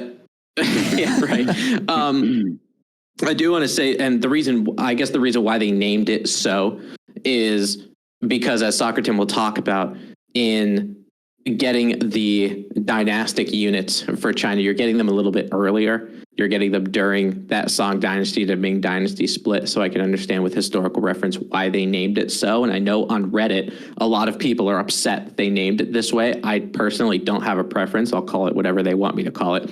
But my favorite Zushi quote, just because he's a philosopher, we got to cut some of his quotes, is only by carefully considering each set of circumstances and following what's called for by those circumstances can one act in accord with the appropriate course of action. Basically saying that in order to make the correct action, you can't be results oriented. You have to give your best theoretical guess of probabilities to make yourself get the action that is so desired. That's strong. That's powerful. All right. Now, Socerton, take it away. Give me some actual in-game. Okay, so it's a variant, obviously, of the Chinese Civ. It'll be available this coming November. The teachings of philosopher Zhuji reshaped the Chinese civilization, is what this says. It says that his legacy, the Chinese boast a sophisticated administration with superior imperial officials, as if they weren't already good enough as they were. Sorry, I should not editorialize too much. I should leave it to Tim. He'll do plenty of that here in a second. Give me it. Give me all of it. Give it to you. Geez. The brimming treasury helps to establish powerful dynasties and research a breadth of unique technologies, recruit palace guards, juganus, and grenadiers early on to protect the empire. I'm reading this almost verbatim from the Age of Empires. I just think I've got a good voice that goes with it, so it may sound like I'm coming up with my own stuff. I'm literally just reading the website, but it sounds really good. So, playing Zhuji's Legacy. Zhuji's Legacy is a technological powerhouse, as if China wasn't already. The early bonuses in the Tang and Song dynasties help the civilization advance faster. Great. And build towards a bountiful economic foundation. Great. Okay, side. We hate on China a lot in this. I know. For anyone who's a China main and is just so tired of hearing us slander your Civ, I genuinely am kind of sorry for your choice of poor Civ. But no, I really, I don't mean to in the first place. So let's go. Yeah, I don't mean to bash too hard, but I China could be fun. It's just I hate playing against it. Anyways. With a strong industrial framework, they can field vast amounts of dynasty units early in the game. Combined with the Palace Guard being available in feudal age, Zhuji's Legacy can amass great armies of unique units with ease. This sounds like a nightmare to play against. There are many options for improving Zhuji's Legacy imperial officials with unique upgrades such as faster movement, higher build limits, and improving the supervisability. Wow, we are going to make this an S tier ++ unit with imperial officials catapulting Zhuji's Legacy into the mid game. The Yuan dynasty synergizes with a strong economy by helping produce more military units. In the Imperial Age, Zhuji's Legacy offers strategic choices for unit upgrades available via landmarks. The Ming dynasty improves unique units, making the Zhuji's Legacy a force to be reckoned with in the late game. All I hear is that, hey, China's better in the early game, China's better in the mid game, and now China's going to be better in the late game. We talked a lot about French. There's more to talk about here in this. Before we get to that, we talked a lot about the French Jeanne d'Arc civilization. And I thought we had a lot of positive to say about that, because we kind of realized that a lot of the bonuses that French gets as a base civ probably won't exist with Jeanne d'Arc. Like, they probably won't have a faster villager production time. Things like that we suspect will not be there to kind of keep them both French, but they'll be different, right? There's got to be a trade-off. You can't just have more added greatness, otherwise no one will ever go back to your base civ again. So I'm guessing there has to be something that Zhuxi's legacy will have as a China civ that the current Chinese civilization won't have. Whether that's build increase speed gone or something, those kind of things that irritate me. I hope that's the case. We don't know. But I guess maybe there are 8 landmarks. Well, you can still have dynasties, so I'm assuming that's not the case. So I guess to shed a little light on this, I will say, to preface, while Socerton was reading that, and I read it myself this morning, on both instances, I kind of threw up on my mouth a little bit.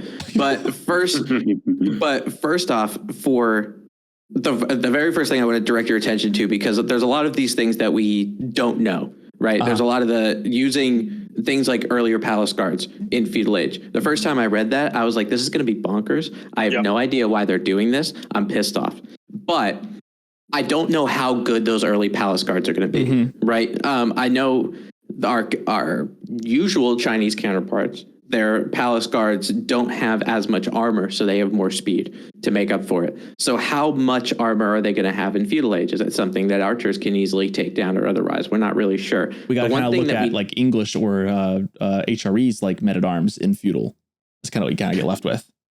And I think they could even have less armor than something like an early men at arms, because they are going to have the movement speed, right? So there's got to be that trade-off. They can't just be a better men at arms. Like, there's got to be something with it. But also, the fact that you get an imperial official to start the game, you automatically get one, like an HRE gets a prelate. I don't think people understand how absolutely bonkers that is.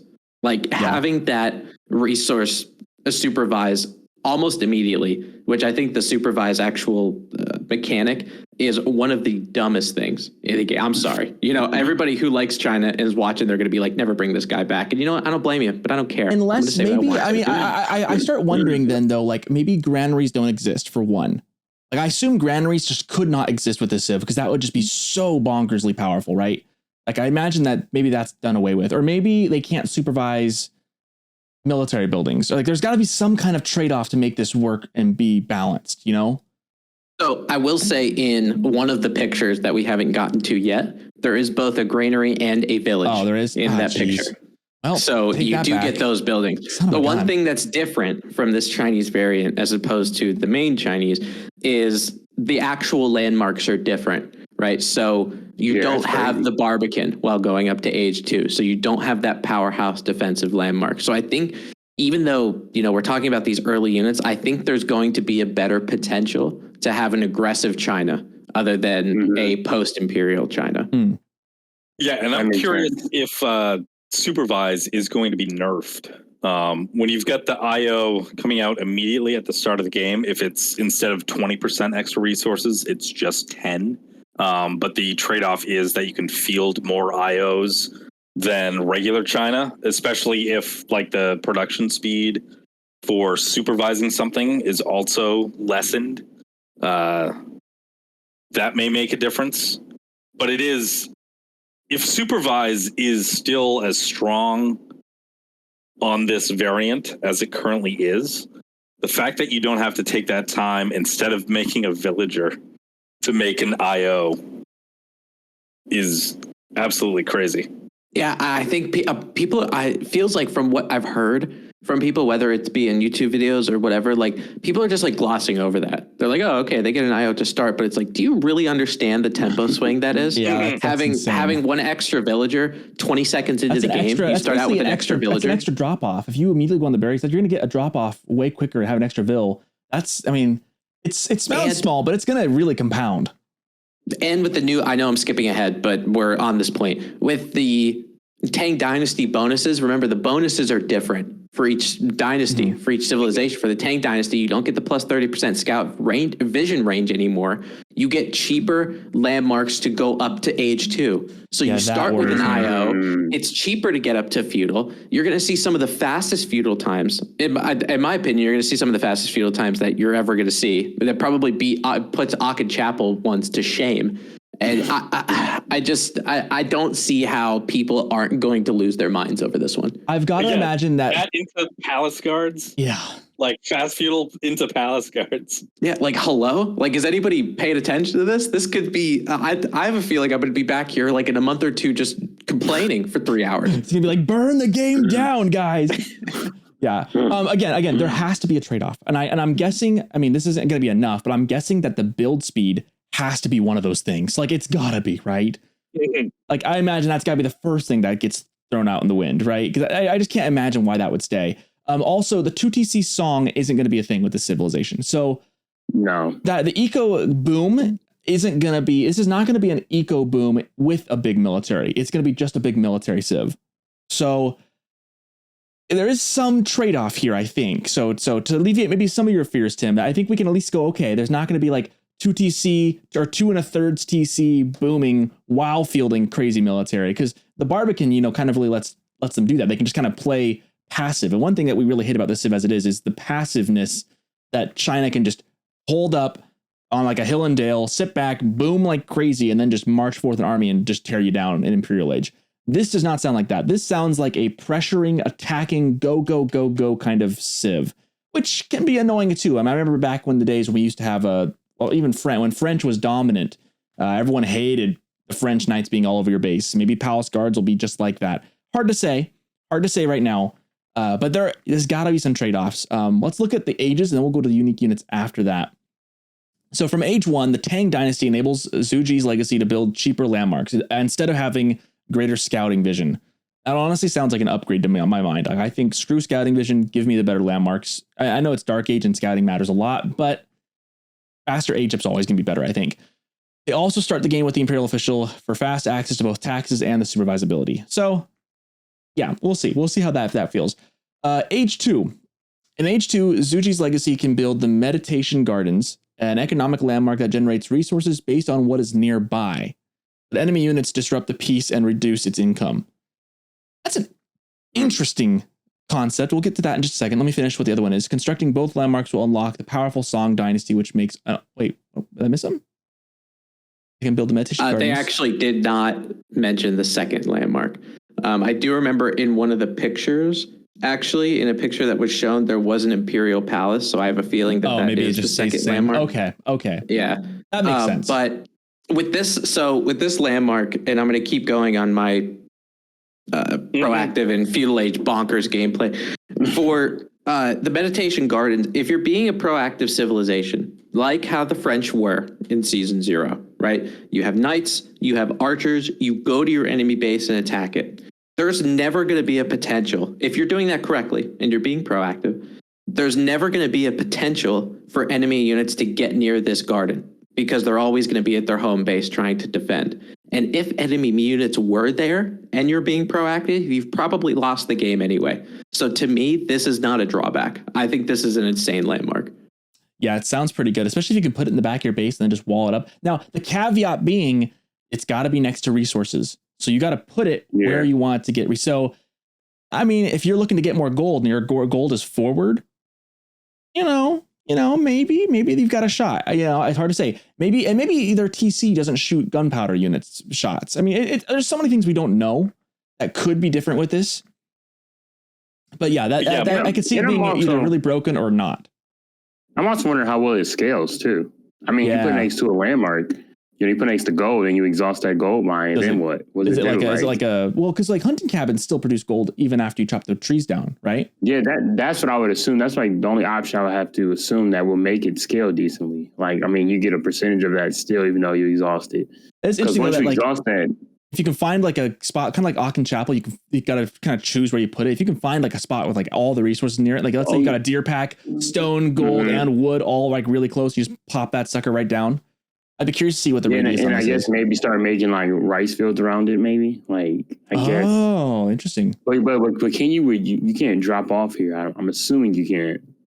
So maybe put like a mill next to it or a granary. That'd be But interesting. even if, So like even it's if- like a Chinese Akin Chapel. yeah, I'm thinking like even if though the fact that like if the resources that are around it, you don't get the bonuses once they're exhausted. That's fine. It's such a tempo landmark.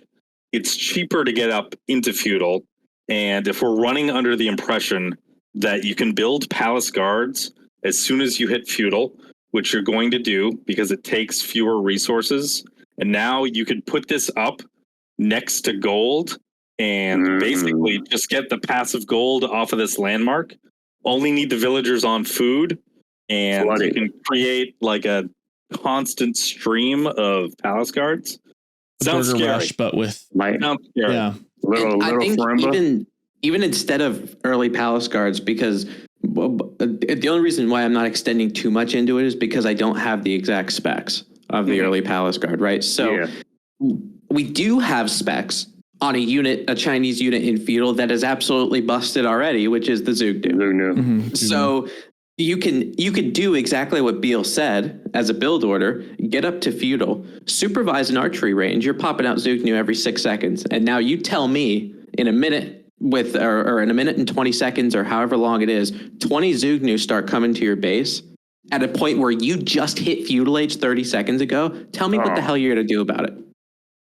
Yeah, this feels like I'm really, and again, we don't know exactly how this is gonna play out, but it sounds scary.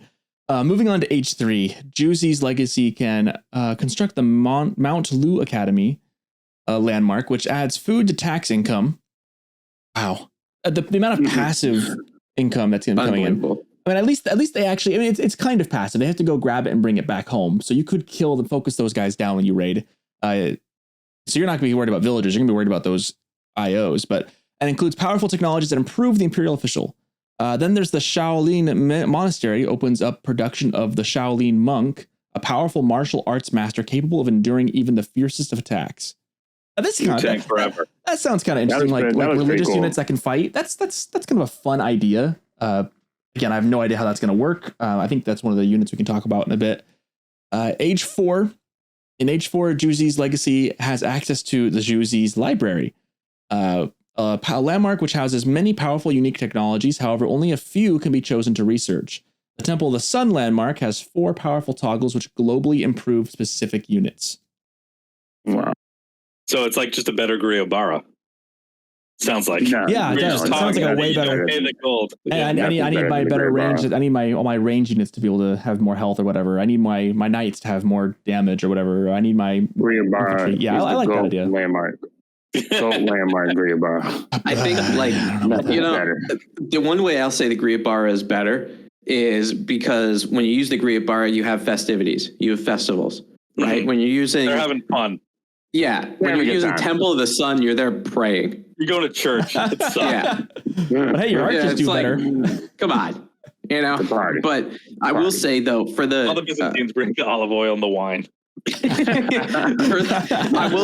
I will say though, for Relic, I think that's a big A++ and a big thumbs up for the Shaolin Monk in terms of actually what they look like. I think they look super cool. The aesthetic is amazing.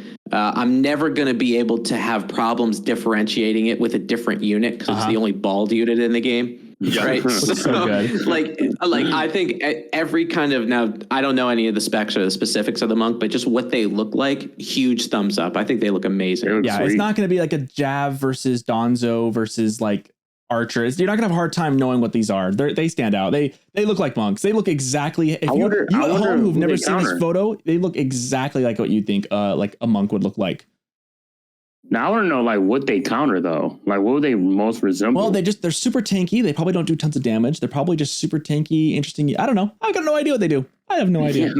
Because like I wonder like they're like warrior monks, but I'm like, I wonder if they get a bonus against melee units, but take additional damage against ranged units. Possibly. I can see that. Oh, I can see okay. that. Like they'd be good against spears and men at arms, but But then again, I feel like Yeah, monks have like piece of that funny anime trope of being able to catch projectiles. And even in D&D, like if you pick a monk as your character, you have like you can just catch and throw projectiles back at enemies. So I don't know. So my couple theories on this, one with the Shaolin monk and then two for the actual usage of them. The fact that they use the word endure means it brings me back to like almost like Pokemon era, where if you use the move endure, I think I'm right, but if I'm not, you'll have to correct me. If you get hit with something that would have killed you, you get reduced to 1 HP instead. That would be something cool that Shaolin monk can do. Like the last night hit should have killed it, but it goes down to 1 HP, so you can get that one extra hit. That would be pretty cool. That'd be interesting. But secondarily, if I'm going to die on this hill, and everybody can call me wrong after Zushi comes out, and if I'm wrong, that's fine. I just don't think these are going to matter because you're going to win in feudal anyway. Yeah, well, it'll be really interesting to see, huh? And that leads me to the two unique. It doesn't actually unique units doesn't even talk about the monk. It just talked about in the ages. Early palace guards in age 2. That's literally all it says about that. The fast infantry unit creates opportunities for early skirmishes and early wins. Imperial Guard and Yuan Raiders. The Imperial Guard and Yuan Raider become available once Dynastic Protectors.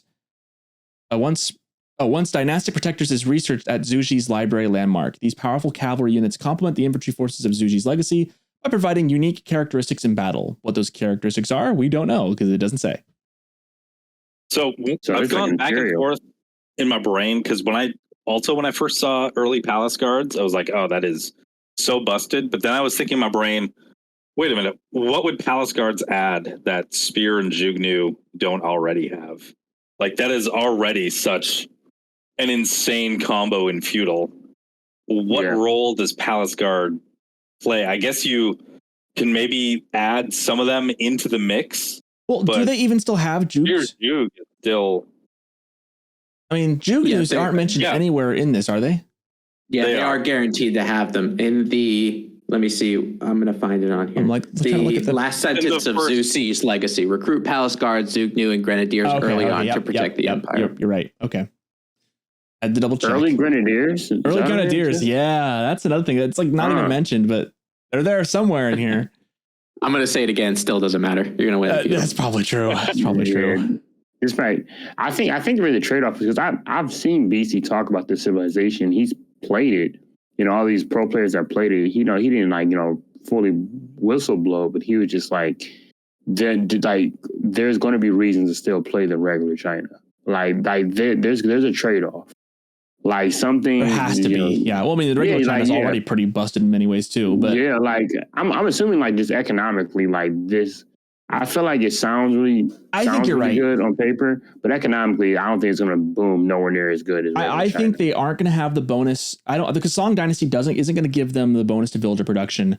I think they're not. I don't think they're going to have that build bonus. I really don't think they're going to. I just can't see them having that because I don't think this is meant to be a boom civ. They're going to be ride and die feudal, just like French can be. Just like a couple of and it's going to be you're kind of shoehorned into that. I think they're going to have a strong feudal castle, and I think by the time they get to imperial, they're going to flounder a lot more. So I mean, these early palace guards. What if we put them on a pedestal? What if they're like not? I mean, they're going to be nerfed palace guards. I mean, they may not be as fast. I mean, it looks like they don't have as much armor. Like, I mean, I feel like it can't. I feel like the civ will get figured out in feudal. I mean, imagine a China player with like Jugs, upgraded Jugs in feudal, going into feudal palace guards who don't have an upgrade yet. I mean, you'd eat these guys alive, you know. So maybe there's probably room for counterplay. Yeah, I mean, because think about it. I mean, it's not the only civilization that has. I mean, you got English and you have HRE that also have feudal men at arms, which sound like it sounds like the biggest play with HRE would be just go up with Minework Palace, upgrade your men at arms, and just flood the enemy with men at arms and feudal. Honestly, I'm thinking an English into fast castle would be a great counter to this play. Yeah. If you could just hold in that early feudal push, I think English into fast castle would, especially with a 2TC kind of fast castle build or something for English. Like if you go up with King's Palace and start getting that bonus, I can see that really kicking butt. I think an English player might be the only, like English in general, might be the only civilization that has a chance to do it.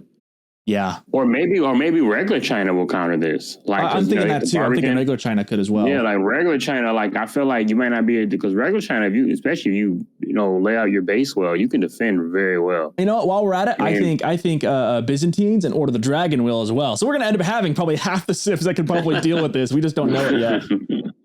Yeah, I think the civ's gonna be good. I just I think it can be beat.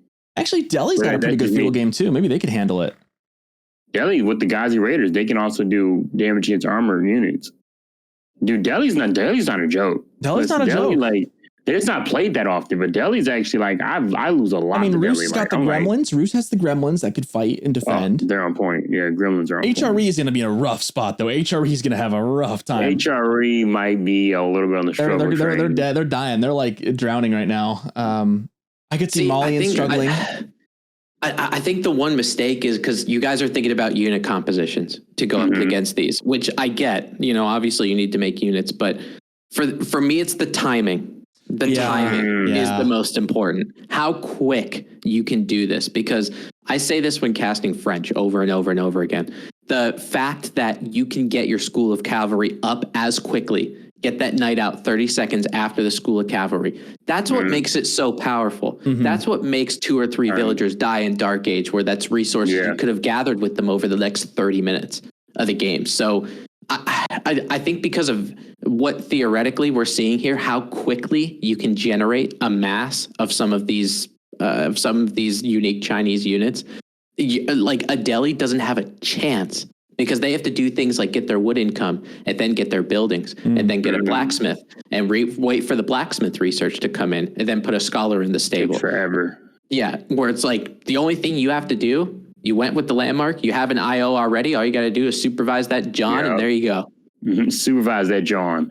You're not lying. Yeah, that is what I'm trying to think of, like, because that supervision of any military production, that thing kicks out. It really does. It literally turns. Because if the IO couldn't supervise military production and it was only economic based, it wouldn't be it'd still be a really good unit, but it wouldn't be like overly powered S tier, right? It'd be like A++. The fact that it can do both is just insane. And that's why they're limited to only like 4 or 5 for the regular Chinese. Well, remember when you were able to supervise the clock tower? Oh gosh, my God. Yeah, that was no joke. That would make me tilt off the planet. That was a problem. They did a good job nerfing that, because they were so much stronger. Those clock tower, just anything, dude, clock tower, 50% more health, and they're popping out faster. Yeah, popping out, dude. It was ridiculous.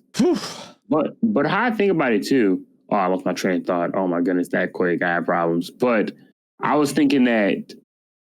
Oh, how did I do this? Oh my God, that's what to say. I literally forgot it. We'll edit it out. Don't worry. Edit it out. Yeah, edit it out. You know what I'm saying? I'm embarrassed. I'm embarrassed.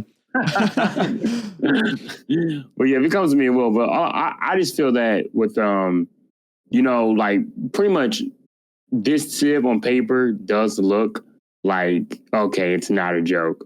But I believe that eventually, like once it's figured out, maybe day one, like you just said, Tim, it's probably going to be that, go up with, go to feudal age quick. And then all you got to do is really just spawn one barracks and supervisor with that supervisor, with the imperial official a lot quicker and get that up. But I think this is on to say, actually, now I remember coming to me. I think something that really is making this civ a little nerf, and the problem is, I think that Barbican not being there is going to be, that's a big difference. The Barbican really does like allow you to secure a resource like no problem. But like, the thing is, like, I get that. The Barbican is such a powerful. They're not. I mean, the problem is if the timing. I think what Tim's going to say is with the timing of being feudal faster, you're already in your opponent's base before they can even think about getting into your base. So maybe Mongols would be really good against this. The tower rush early, I could see that being really devastating because they got that Dark Age timing. Or maybe an English Vanguard Men at Arms rush is the way to go. I mean, maybe you're playing Dark Age against the Civ trying to get the one up. But I think the Barbican won't matter if they're already in your base. Yeah, I mean that's true. I mean, like you can scout it out and they can send units to your base.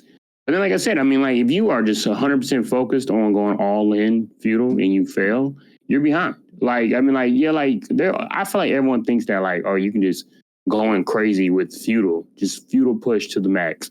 But as you raise up skill levels, people's defense gets better. And once you realize that you were going, balls to the wall, feudal, and then now you realize now you're not doing as much damage you think you can because enemies scout you out and they prepared already.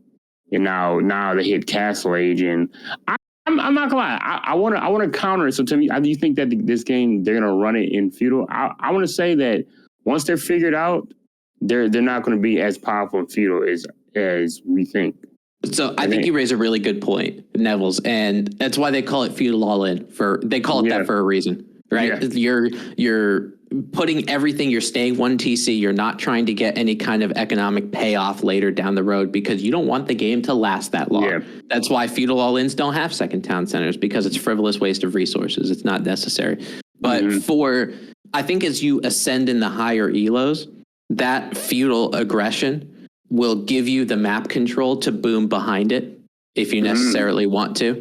So it's not necessarily an all-in. You can get really early in feudal, pop out 20 Zugnu, go to the enemy base, take down some of their villagers, while behind, you're gathering stone and you're supervising that building. Yeah, that's always a rough. When you get somebody who's really good at feudal play, like somebody who's really aggressive and knows how to pretty much still keep their economy on track while putting on feudal pressure, this Civ's gonna be dangerous for them. The real question is, we need to release the numbers of stats these early palace guards. Yeah, for sure. We need to see what they're working with. I'm betting they're not going to be that great. I'm betting they'll take quite a bit of damage to arrows. And I'm thinking like if you're big enough, like I am thinking like English like longbows into that would just shred. I feel like they're not going to have much armor. I feel like they're going to be fast. Yeah, but I feel like the armor. Because I feel like a decent amount of archers can actually take these guys out. Or of course, then you got with the Abbasid, you got camel archers, which are I think the best. I'm gonna say the best counter to feudal men at arms. They do a lot. They actually do armor damage. We just gotta see what these boys are working with. Because I'm actually curious. Because if they're fast, they still pack a punch. These boys are not gonna be a joke. Especially in supervised. Yeah, I think my closing opinion, I think for this is whether that feudal all in is as broken as I think it is, or otherwise, this looks like a Civ on paper. I don't want to play against, and I don't think it's going to be fun to play against them. Me neither. It's going to be a frustrating Civ, especially to start before it's figured out. I think it's been pretty frustrating. All right, well, should we take a quick break before we're getting on to our Reddit posts then? Yeah, unless anyone's got any other things to say about either of these two Civs. I think we're good. All right, well then let's take a quick break.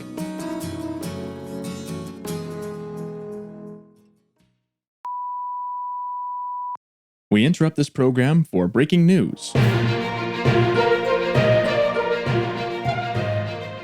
I'm Casey Lindsay with Town Center News. We've just received word that a mass casualty event has occurred outside of Cornwall, England, where 12 people have been killed by a horde of rampaging men on horseback. Reporting live from the scene now is Town Center News correspondent Kirk McHenry. Kirk, can you describe to us how the situation looks on the ground?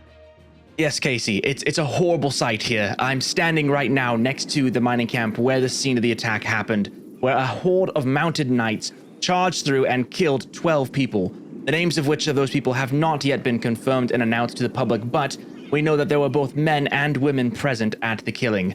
Authorities have announced that the attack was perpetrated by none other than a group of French nationals under the banner of www.moreknights.com, and also that they are still at large. Local authorities are preparing a sweep right now with anti-cavalry units, but again, there's no telling where these knights may be and what the objective of this heinous attack was. Hang on, we're getting something now, I think. We need to move out of here. Okay, we're moving now. Run! Kirk, are you still there?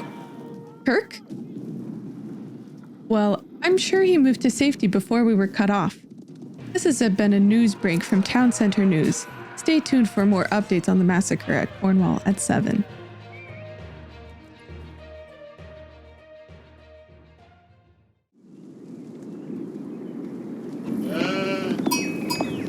All right, and we're back. Welcome back, everyone.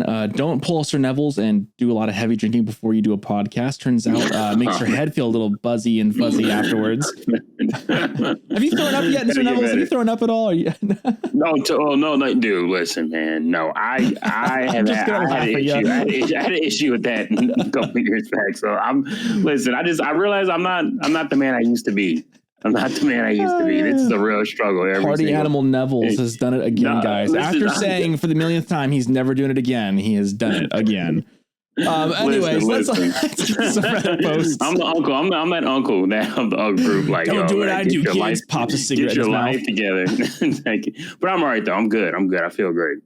Alrighty, we've got some fun Reddit posts today. This first one coming from you by a Logician. From about 21 hours ago, pretty recent, but this one caught my eye. Daily dose of unuseful information. This is actually untrue. This is very useful information. Land snakes can damage stone walls.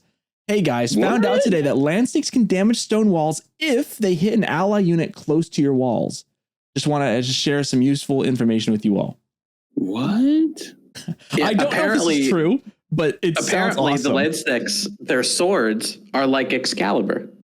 Where they can just go into stone. How great is that? That makes sense. So apparently, I mean, because this is one of the few units that has AoE damage, right? Area of effect. Hitting a unit, like that swing. Apparently, he says that, yes, it happens when an enemy was fighting my ally unit that's close to my wall. I got the attack notification sound and the walls were slightly damaged. Not that much. Enemy just had men-at-arms and land snakes. So sounds like the area effect damage does a little bit of damage to the stone walls, which I wonder if that was intentional or not from the devs. Probably not. It's probably just a matter of coding, and it's probably calculate that when it looks for like valid damage types, probably bypasses whatever check is in place for stone walls. Yeah, and it makes sense, right? Makes sense. I imagine that'd be the kind of thing that'd be really hard to code, really hard to. And frankly, I don't think it's really something they're going to be too worried about fixing anytime soon because, it's really negligible, right? Like the odds of that making a difference in the game, next to none. They've got bigger fish to fry, like Byzantines, with that oil. Someone else says here that apparently grenadiers can do that too. So, I thought grenadiers were like they could do literal They could bring down structures, like they can do structure damage. Maybe. Like, I've seen a group of grenadiers take down because they do AoE damage though as well. I'm sure that works. Okay, yeah, that's a good dose of unuseful. I wouldn't call it 100% unuseful. Interesting. It's an interesting tidbit. It's almost extra sheep worthy in a way. Almost. Yeah, that could work. Yeah, something I did not know. This next one is a post is it's a video. Let me describe what happens here. So you've got. I'm going to pause video a couple seconds in. It's only 14 seconds long. You've got English into Delhi. Looks like the Delhi player has a pond. Looks like we're on one of those. Probably what map is this? Probably it looks like it's like ancient spires. Like ancient spires. Where you got all those those tiny little lakes with shoreline fish. He's got a bunch of. He's got a mill. Hold on, Nevels. Let me. I'm sorry. You know what's coming. Nevels is seeing what's happening. So you got like 20 vills on a mill next to the shoreline fish on a tiny little pond. The title list says no pond is too small to hide a dock on. The vision is only on the half of the pond. The other person apparently docks to the side and sends in a demolition ship, which comes in and I kid you not, boom. Kills like 20 vills right there. How many villages? Why do you have that many villages collecting from that one pond? Well, why not? I mean, that's something I would do. I mean, you're on the shoreline fish. It's the fastest gathering. Yeah. You would never expect in a million years that your opponent's gonna come in with a dock and send a demolition ship. I didn't realize that. Yeah, you can't see anything. Wow, like that provides like no type of line of sight. This mill. Yeah, mills are not great at seeing things. He literally hit that dock. Oh, that's crazy. All right. Wow. That's unfortunate. That right there. That's a GG. That's a GG demo right there. Yeah. That's a GG. Yeah. Oh, man. This is the kind of stuff I wish. I love seeing stuff like that. So just funny little post. Nothing crazy. Yeah, that's good. No.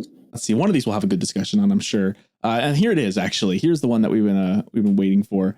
Last episode, we had a really good segment where Beale just like shot out like exactly how to play a matchup. I think it was Ottomans into I forget the matchup. Mongols. Into Mongols. Well, yeah, that's what we're looking at here right now. Now we're kind of the reverse. How do you beat autos as Mongols? I'm not a Mongol player. Is anyone here like a professed Mongol player? Tim? I wouldn't say I'm getting there, boys. Listen, I've been playing the Mongols a lot this season. I'm not gonna lie. I will say Nevels probably has more experience than me. I've dabbled in Mongols, but it's definitely not part of my main civ rotation. Dude, Mongols, I think, are maybe my new favorite civ in the game. Like over Abbasid, and I love the Abbasid. But the Mongols, man, I think I have a better win rate in the Mongols than the Abbasid. Okay, well, yes. So I won't proclaim myself as like Gloomy Pudding here. We'll let Sir Nevels take a stab at this then. Gloomy Pudding says, how do you beat autos as Mongols? Looking for advice here. I main Mongols and usually do pretty well, but my last 5 to 6 matches have been against Ottomans and I have lost every single one. Appears this is a popular civ now. Where has he been? Ottomans have been popular for a while. Early rush gets countered by free spears. Keshiks get countered by Janissaries. Late game bombards just wreck and are hard to counter. The free unit spawns faster than 10 to 15 plus Mongol buildings. Tried tower rushing, horsemen harassing, turtling, etc. Nothing seems to work. Unit mix feels impossible versus Ottomans as Mongols. I'm plat 2 to 3. Well, after this losing streak, almost gold. Sad face. All right, so let's see. What can we do here? Okay, so his question is how to beat the Ottomans as the Mongols? Mm-hmm. Oh, man. Okay. All right. Bill, maybe Bill can collaborate on this because he likes the Ottomans, and I've been using the Mongols lately. And I'm kind of smart, so yeah. Everybody and everyone here is intelligent, so everybody can throw in just based off game knowledge. So I guess the question is, what do Mongols want to do here? Because Ottomans, I mean, Beale. For recap, Beale, can you in 20 seconds or less tell us what Ottomans' game plan against Mongols is? Sure. Early military, scout to see what's going up around their Uvu. If you do see barracks come out, looking for that early. Tower push in Dark Age, drop a barracks yourself with a military school. You'll have more spears than them eventually. You can deny that. Be in a better position going into feudal, turn your military schools on Sipahi, try to start picking off traitors. You'll still have spears to deal with Keshik. And you should be at an advantage militarily throughout the game. From there, Janissaries basically melt Keshik like crazy. And you should be in a good position at that point. Okay. That was wonderfully done. That was excellent. So the Mongols then, we're looking at the Mongols term. Obviously you mentioned traders. They're probably going to go for a silver tree in feudal, right? I think that's kind of the plan. I think it's pretty map dependent because actually Deerstones are pretty... Their feudal age landmarks are actually they're both viable. They're both pretty good, but I think more often than not though they're gonna lean towards silver. I think that feels. I mean, correct me if I'm wrong. I feel like that's kind of the meta. Honestly, on most maps, that tends to be viable. So what can I guess the question is what can Mongols do and what should they do and what is their overarching goal, right? So a Dark Age tower is not going to be easy, right? They could tower rush, and I'm thinking maybe tower rush the stone and. Maybe stop any more military production in these buildings going up. But again, Beale said they're going to do a military school off the bat. That's going to go up. The first one's going to go up no matter what. And they're going to drop another barracks and have more spears. So I guess does Dark Age rushing just not work for the Mongols? One thing about the Mongols is that you kind of figure out your game plan within the first 5 seconds of depending on how you spawn. Because sometimes you want to do something, but your spawn just is not cooperating with you. So for example, of course we know their game plan. Their game plan is going to be to overpower you in military. That's kind of like their thing. That's their thing. So I do not believe the Mongols can outproduce the Ottomans. I don't think, especially in a feudal point, I don't believe you just can't match the numbers. I think the reason why the Mongols have the ability to double produce out of their Uvus because they just naturally are behind economically to start. The fact that you have to actually find a spot for your landmark. I mean, for your TC, you have to build the Uvu somewhere in the vicinity. Hopefully you have a gold spawn. If your gold spawns near your wood line, you're in a good spot. That's a great spawn because you're pretty much you're gonna have wood, gold, and food from your sheep, all next to your TC from the rip. So it's not very easy to all in the Mongols. Plus, they can move their landmarks. I think the best way, what I would do against the Ottomans, like I said, this guy's almost diamond, so he might not have, but I would just try to establish a safe, like you have to try to establish and protect your trade rather than going all in on the Ottomans. I feel like once you like, for example, I mean, like find your trade route, build towers along that trade route. So like Bill said, he's going to try to get you off trade. If you're able to garrison up and protect as many trades you possibly can, once Mongols get their trade settled, they're a very hard civilization to beat. Like once they, because like you don't even really, you can just harass. You can spawn out 3. Let's say you spawn out 4 Kashyyyk. Hope I said that right. If you can micro well enough, you can just send those 4 Kashyyyk around the base to keep the Ottomans like pretty much stuck in their base. Like not stuck, but pretty much just keep them distracted from your trade by harassing their villagers. Because if you run around, you shift click around the whole Ottoman base, and you keep them distracted on defending and keeping their economy right, you can establish trade in the background. And of course, depending on rank level, it's different because some players, they'll recognize like, okay, this dude, he's not all into me. He's just using these 4 to 6 Kashyyyk to raid me. He got something else cooking in the back. So let me go check some stuff out. But if you can do that in long enough time to keep your opponent distracted, and then you get trade online, and then you start flooding out traders, so start spawning a little bit more villagers to wood, so you can start pumping out traders, maybe start making some pastures to keep food online. Once you establish that, I'm telling you, I think the Mongols are one of the hardest civs to beat. So basically what Bill said is counter the trade. Your objective to beat the Ottomans is make sure that trade succeeds. And of course, map dependent also, because if you're playing on like a map that trade is not as viable, going Deerstone, your whole game plan is different. I would love to jump in here, and I've got some thoughts. Yes. I've been thinking about this and listening to you talk about this kind of gives me some, I want to kind of summarize a little bit of what we're trying to do. So Mongols then, essentially you're trying to beat Ottomans to Castle Age. So you want to go trade, you want to go trade into a faster castle, because if beating Ottomans in feudal seems difficult, maybe because they've got that military advantage. So I think what you want to do is you want to make them almost overcommit into feudal, or slow them down at least in feudal as you go castle, defending yourself where it matters. Then once you get up into Castle Age, using that tech increase to beat the weaker army, Yeah. And then you can kind of catch them as they're trying to age up. Yeah, exactly. That feels like the window. I mean, I could be wrong. Obviously it's way different with execution. Like that would be and also too with the Mongols are kind of hard to give. Like first I'm not that well versed on Mongols, but they're hard to give kind of advice for because they are very dynamic. Like if you spawn like in a trash spot, like say you spawn and like you spawn maybe wood and stone, so you put your uvu near your TC, but your gold is forward. You can determine differently how you want to go about things based on your spawn. But I really do believe, because the Mongols actually are stronger in feudal than they are in castle now, because they don't really have knights anymore. But are Ottomans more powerful is the problem, right? Yeah, and the Ottomans are they are very powerful. I mean, they're good. They're just good in general. Here's a thread of thought. Would Mangadai be a good choice into Ottomans? I don't believe so, because I know the Ottomans they're gonna go heavy archers. With that meter, dude, they're nuts. Because your Sheik are I think Sheik are good, honestly, imperial. They're very good. There's nothing worse than playing against the Ottomans and you go imperial with them. So is Archer Spear the comp then? Is Archer Spear or Archer Keshick the better way to go as a Mongol player? See, Ottomans. It's Ottomans. I actually it. I guess it depends on what the enemy's doing, because like with the uvu you can match. The uvu is actually a very good, if you get stone and you keep track of your uvu stone compilation good, you can actually semi match the Ottoman in military mass.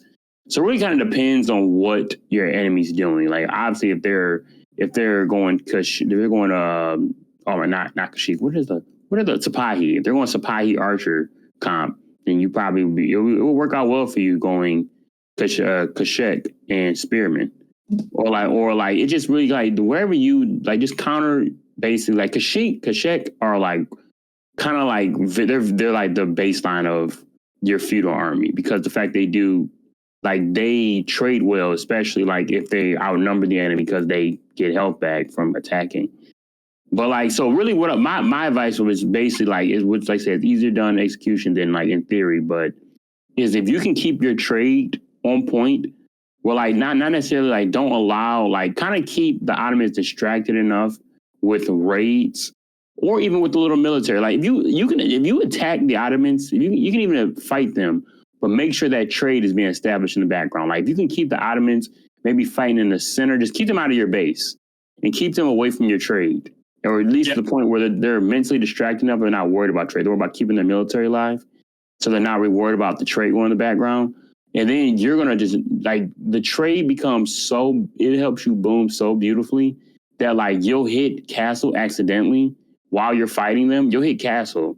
And then once you hit castle, you can just spawn out men-at-arms. And exactly. then, like, and then men-at-arms is, like, nobody, like, there's nothing you can do about that, pretty much. Yeah, Otto struggles against men-at-arms, especially if they don't have a big military built up.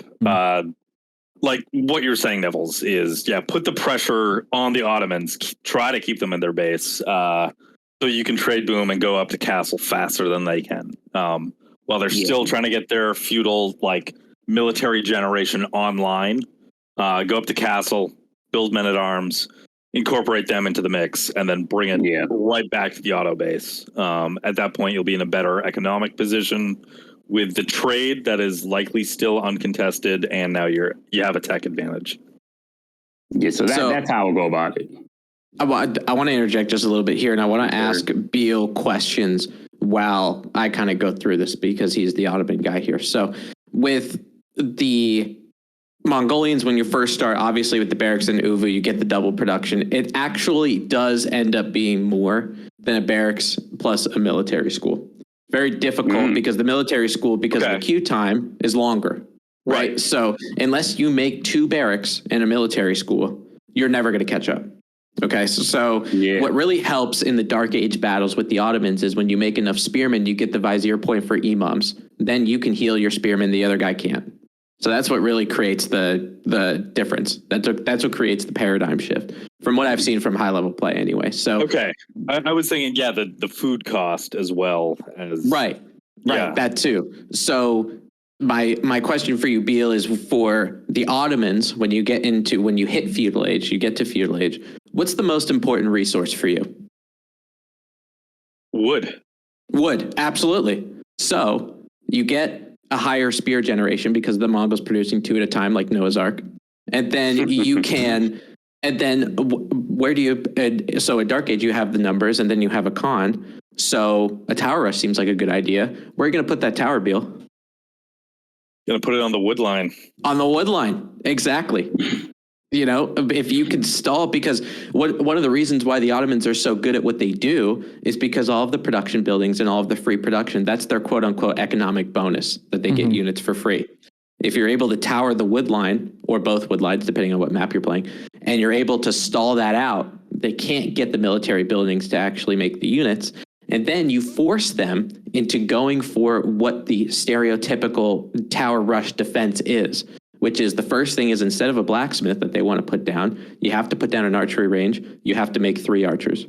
And then you start taking down the other team, the Mongolian spearmen, that you can burn down the tower, all that kind of stuff. The reason why the Mongolians are so good and so frustrating at the same time is because you're spending a lot of time doing that. And you're spending a lot of resources doing that, where they go silver tree behind it. And then they start trading. So by the time minute 8, 9 rolls around, and you finally have your buildings, your blacksmiths, your military production buildings, you finally got rid of that tower. The Mongols have about 9 traders going now, and they're about to hit castle age. And then you go for the men-at-arms right afterwards. So I think the Ottomans are very exploitable within the first, I want to say 5 to 7 minutes of the game. After you get to that point, it's very difficult to keep up with an Ottoman military mass, as we all know. We've all played against Ottomans before.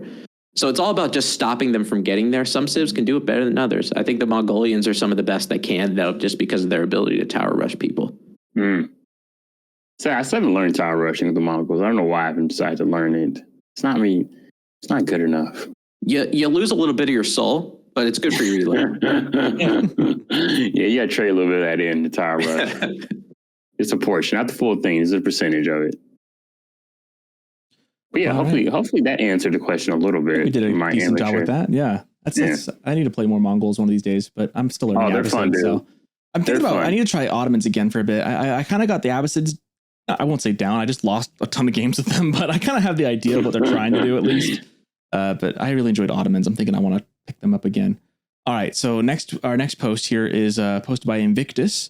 Wow, the Invictus. Wow, is that him? Is that actually him, or is that maybe? Well, wait a minute.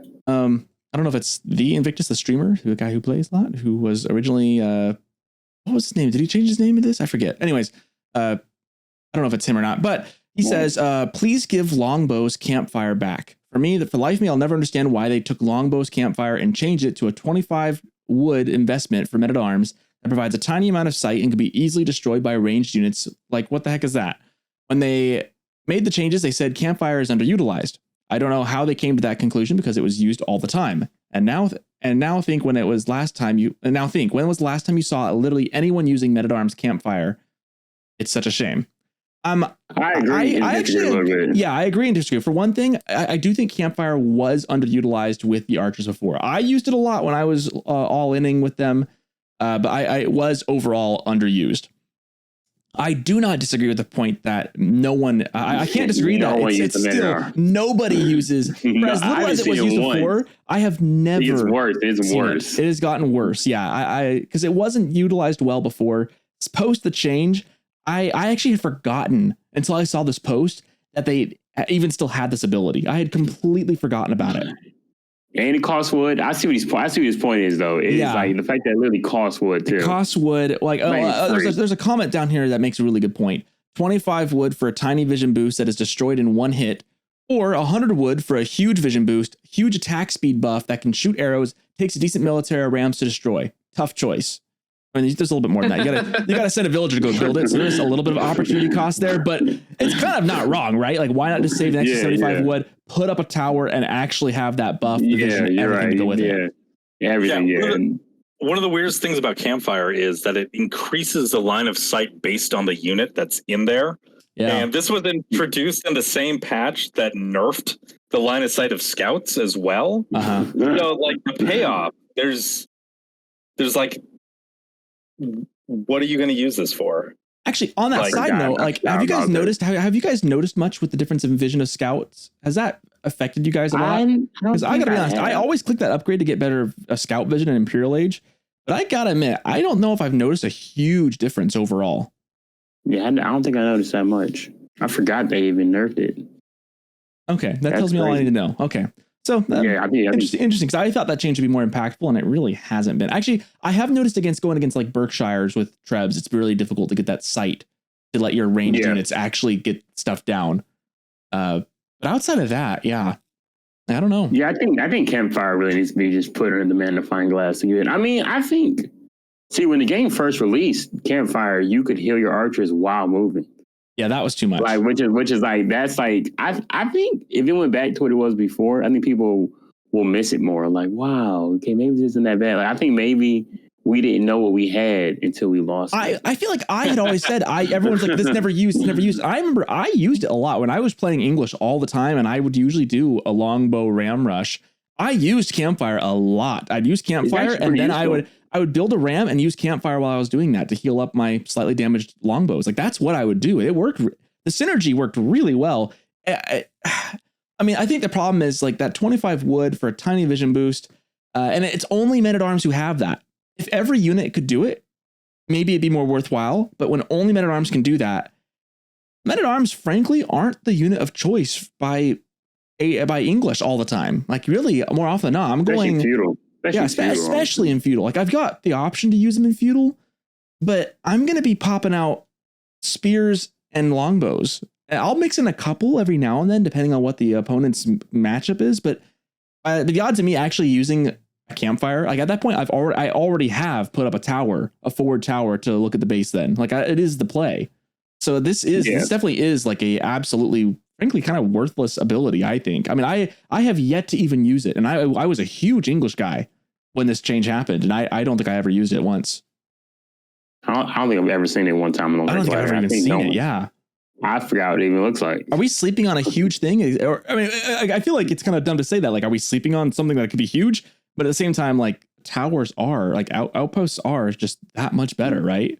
Yeah, and it's actually an influence. Like, it actually gives your units more attack. Yeah. Like, it just really, they kind of got to point you much. Having a tower just sounds way better. And then I feel like the campfire would be more useful for the archers to have better line of sight. Yeah. Like they've already got some of the longest sight range in the game. They've got 7 tiles of range to match their range of attack as well.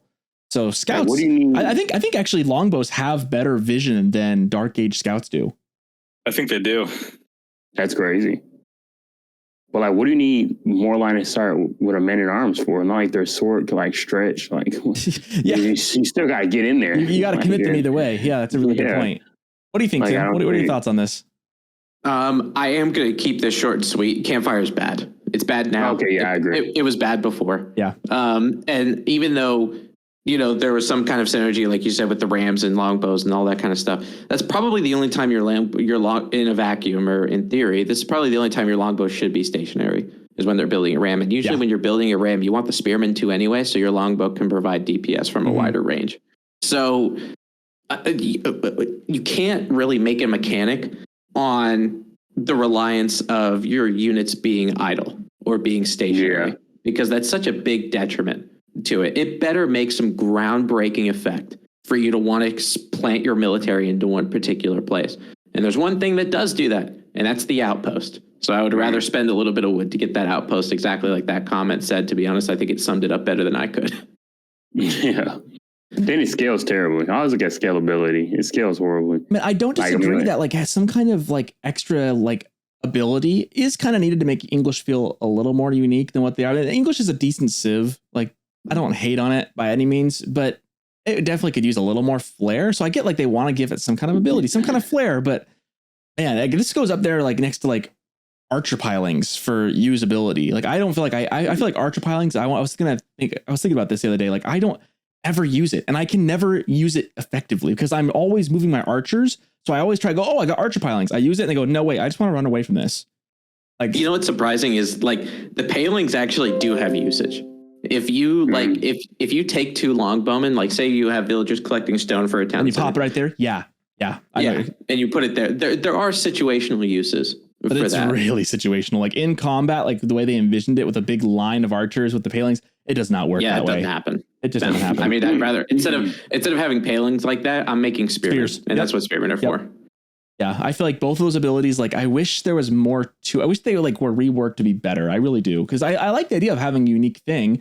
It's like the and this is a better ability that I always forget, but the arbaletier for the French, having the shields for melee defense. I forget about that all the time because what I'm trying to do is kite the men at arms, not let them sit and get up on me. So I always forget about that one too. I'll tell you what, the Pavie shields for the arbaletier are good, right? Incredible. People should be using them. I never do. I always neither do I, Socerton. Neither do I, and it's so hard to think about it because like my instinct is, oh, I gotta kite these guys, Well, because the thing is so you have say you're Imperial Age with the arbaletier, which is really where they shine, right? Because that's where you get the gambesons, assuming you don't go for the Royal Institute. You get the gambesons technology, which adds +5 to melee. Okay, and then you deploy the Pavie shield, which for a small period of time gives you +5 ranged armor, so they can't get sniped. I mean, a bullet can shoot through it, so if you have hand cannoneers, I guess that's not really going to be very useful. But if you're up against things like archers and other crossbowmen, especially in Castle Age, I think it has a lot of utility in Castle Age for sure. That makes sense. Yeah, those kind of abilities, I never think about them. 2, I mean, the Pavie shields at least are good, but the other ones for English, like the archer pilings and the campfire. I mean, I see archer pilings every now and then, and I always think to myself, oh, I should do that more. Then I always try and do it in combat, and I'm like, I just get wrapped around and just destroyed, and I'm like, that was a stupid idea, Socerton. What were you thinking? My micro lately, okay, my micro has been really bad the last couple of days in particular. I have just been so off. How do you not run your horsemen into spears? Like, sometimes I try and click them away. I'm like, get away. And then they just walk around the spears, or they do something stupid. And then, dude, my micro's been terrible. I I'm like almost like sworn off a horseman unless there's a bunch of crossbows. Like I'm almost ready to swear off them forever and only go spear archer myself. Like I don't even care because it's the amount of knights and horsemen I have lost because I can't get them away from spears fast enough. Or like they like try to like arc them around, but like because they're trying to get into reformation, they like go really slow. And so a spear catches up and stabs them anyways. Dude. Oh yeah, that's low ELO problems right here. I'm just feeling them right now. I've got the blues. So okay. But yeah, pretty much like what basic story is Campfire's bad. Yep. Campfire's bad. They need to rework something. Makes sense. Next post, this is for you, Tim, with your ruse. This is the militia effect. So there's two timelines here, military timeline. You've got a green that's going up, and a huge drop, and then they die.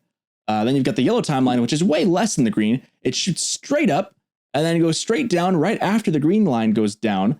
Basically, the gist of it being the militia. He bought a bunch of gremlins. They killed the entire green army, and the militia just won. So the militia effect, everybody, for your viewing pleasure. It's just a straight line up, straight line down, but the opponent's army just completely collapses.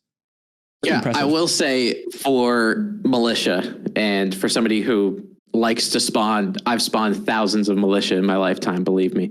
I don't fight them. I don't know why. That's a top comment. I don't know why when I deploy militia and I put them into battle and they take the battle. It's like, why are you doing that? Just like wait like a minute and a quarter, and then the clock strikes midnight on them, and then they die. They turn into pumpkins. So it's like, why would you do that? It makes no sense. Even if that's the only military I have, say someone's going for an all-in feudal, I call the militia as like a last chance military button. You know, it's like just don't push for a minute. And then just push afterward, and then you're fine. Shout out to Logically Musical, who posted the top comment on this thread says, if that is the result of fighting the militia outright, I would recommend an alternative. Don't do that. Yeah. Oh, wow. Nice. That's like verbatim. Listen to that guy. Yeah, this guy knows what's up. That's really fun to see. Fighting militia just feels so bad. Fighting against him, just feels so bad. Because it's just like trash army they're just gonna go home and forget and drop the swords forever and never come back to it. Well, I say this in casts all the time. You know, the damage it does is permanent, but they're temporary. Yeah. Just let them sit. Now this could be really good for Bruce in that maybe they're trying to get something up or a TC get up like really fast, or maybe get a keep up or do something, and you just put militia on it so that they force your opponent to back up. That's like the best use of this, right? Like where you're trying to do something that the timing matters, right? You got to get this keep up in this key spot. Here come the militia just in time to defend that. So your opponent has to back off for that minute. So I can see where you might need to take a fight like that, where Roos can get a really good edge with those gremlins. But man, unless it's like something super crucial like that, I can't imagine why you'd ever want to do that. I mean, sometimes you just get kind of caught off guard, but and I'll tell you, that's the art of the Kremlin, man. Like you pop those, say you're going for a keep drop, so you pop militia out. If you create a specific point of interest where they have to take the fight, that's when you're popping militia out. If you bring the militia out in an opportunity where the opponent doesn't need to take whatever fight it is, then you didn't do it correctly. That sounded good. Yeah. I mean, I think, hey, militia, that I just learned something new. I mean, they're all pretty much terminally ill soldiers, so just kind of avoid them. just let nature take its course. They fall victim to the great enemy of life, time. Man, last post I've got here. Sarah the Gun posts, how many barracks is too much? Now first of all, I want to shame this person for their horrible use of grammar. Me and my friend are debating it. He claims having over 50 barracks was just we're not texting on like old age 90s cell phones here. Just type out me and my friend. It's like that's me it. and my friend. My friend and I. There we go. Thank you, Beale. Thank you. My friend and I. Speak the Lord's English. Speak the King's English, please. Yes. But anyways, I like the question though. So they've got a great question for AOE though. How many barracks is too much? Is 50 too much? personally, I'll answer this to start, and then we'll open the panel to our excellent panelists here. I think it was Sir Nevels gave me this thought that I had too many production buildings. I was dropping production buildings and I couldn't support it. So you have too much when you cannot use them all at the same time, right? Yeah, like the first comment is pretty good for this one. Yeah, what did it say? As many as you can utilize +1. Yeah. Oh, I love that. There we go. Beautiful. That is excellent. That's good. Yeah, that's going right there. Yeah, because I mean, the purpose of having more than one is you can refield an army faster, right? So in late game, like if you're in Imperial Age, you should have like 10 of everything, really, at least. Yeah, you know, like you want to be able to just churn out whatever you need. When you hit Shift, like whatever, like Shift Q, Shift W, Shift E, whatever unit you're popping out, you want all those at once. You want to be able to refield them immediately, so that every time a unit dies, another unit's already on the way. Like that is how you win Imperial Age. Essentially, is you have a better macro, your economy is doing better, and your units are replenishing instantly. You can tell when someone's starting to fall off when that 200 of 200 is now 175 of 200 or 150 of 200. And they just can't keep replenishing. That's how you win. You know, that's how you win is you keep up that maximum population. You keep up that fielded military. And as long as you're taking fights, as long as you're taking good fights like that, eventually, if you can just start creeping up, you win. It's all about just replacing the military and keeping your presence on the field. So everything that you just said, Socerton, was actual gold. That was 100% correct. Being consistently pop capped. Once you get to post Imperial, just make sure you're at 200. And if you can keep doing that, you're going to win the game. And especially, I noticed that a lot in lower elo games from the long time that I casted low elo legends was a lot of people actually, instead of making too many production buildings, usually didn't make enough. Yep. They would, they would float. One of my issues for sure. Yeah, and you float a lot of resources. Mostly wood. I think wood is the easiest one you float. Or gold. I see gold a lot too. Yeah, I think one of the pieces of advice I would give to lower elo players is if you have, say you have 3, I'll just spit out a number. Say you have 4 barracks. If you have 8 of a unit that you can queue, 4 barracks is not enough. Yep. I was just thinking the same thing. Like sometimes when I'm playing, I'll notice I've got a long queue and I'll go, oh, you know what? Let me delete all those in the queue, build some other things. And I'm going to put my production to somewhere else for the time being, just because you got to flood out. It's all about having the mass, right? You've got to have that critical mass. Yeah. And honestly, like sometimes later in the game, being pop capped is not a bad thing, especially when you're like at 170. I'm like, oh, I'm pop capped. That's a good problem to have. Like, obviously I want to get to 200, so I need to build a house.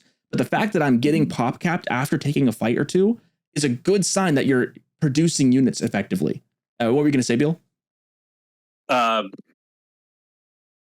can't remember now. Oh no. I was going to say, talking about pop cap. I've lost it. I had it. I lost it. What am I, man? Listening to you and brother. On a completely different train at this point. The one thing that happened to me so severely earlier. I understand. Yeah, I've got that effect today. I guess I'm like walking around with an orbit of confusion around me or something. I mean, like, because we talk about floating resources. I would say the best resource to float is wood. If I had to pick from the 4, obviously in a vacuum, I'd rather not float anything, but obviously we all float everything. So for wood, just because you can do things like add more production, you could do things like farm transition, you could do things, like get technologies. Like there's it's a very fluid resource to use because you can use it in different avenues from an economic sense, a militaristic sense. You could use it to get siege if you're in Castle Age, so if you were to pick a resource to float, I think wood is the least offender. Yeah, because you can easily pop down 7 barracks and then suddenly you're not floating wood anymore. Well, and I guess another question, I want to touch on this a little bit for those maybe lower ELO players. This is kind of, I want to try and make sure we kind of, this podcast, we reach out to everyone, right? Obviously, maybe the high end players probably don't give a crap about us because we're just like so beneath them. They're so much wiser. We probably don't have enough to say that they help us. I imagine like Beastie Cutie just doesn't give a crap about our podcast because he knows everything way more than we do. So, but probably judging us. Probably. I hope not. These dorks. If you're listening, I really highly doubt he is. But if you're listening, welcome. We're so glad you've made it 2.5+ hours of our 18th episode. Anyways, for the lower ELO players, so I'm talking anyone around where I'm at, or possibly in the lower levels of gold or high silver, or even for people in silver and plat, this could be good. What do we consider as floating a resource, right? How much is floating? For me, I don't feel like you should ever have, unless you're trying to age up, I don't feel like you should ever have more than 1,000 of any resource until you hit like Imperial Age. Oof. That's a good macro. I would say unless you're saving up for something particular. Because that's hard. It is, but like good macro, you're spending as you get, unless you're saving up to age up, or you're saving up for like a keep or something like that. You know, I guess above 1,000. Above 1,000 is when I start saying you're floating, and I do this all the time. To be fair, I do this all the time. But when my best games I've noticed are when I don't do that.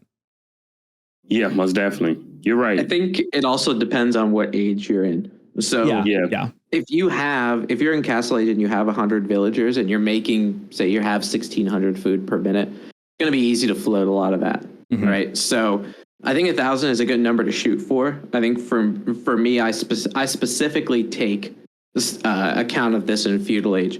If I'm in Feudal Age and I'm above 300 of a resource, I'm floating it. Okay. Yeah, that's. I'm gonna keep that in mind because like I never know when I'm exactly floating or not. Like, 1,000 is definitely in Feudal. 1,000 is really floating. I think of 1,000 like in Castle Age, you're kind of floating it. So yeah, I would probably say 500 for maybe lower level guys. Over 500-600 in Feudal is floating too much. In Castle, 1,000. Imperial, I stopped caring a little bit because at that point you should be just banking resources because you're going to be, if the pop cap was like 1,000 units, you'd be using way more resources to get there. But in Imperial Age, you're capped at 200 as long as you're able to produce as fast as you can. That's the more where I start getting more concerned is how fast can you replenish your army. So floating resources, you're going to float food. You're going to float hopefully some gold, and maybe not gold as much, but you're going to float wood and food for sure. Food, especially if you're in a farm transition, you're going to float. If you're in the post-Imperial Age, also, it doesn't become floating anymore. It becomes stockpiling. If you're if you're consistently pop capping and you're continuing to gain resources, so you are stockpiling, you're in that sweet zone. That's like the best place to be because you have your army, you have everything you could possibly need, and you're still just creating resources. So if something devastating happens, you can replenish it. Yeah, and you got to start thinking like those resources, because you have a bank, now you should be more worried about, can I spend my bank, right? So that's why targeting down production buildings is huge in the Imperial Age.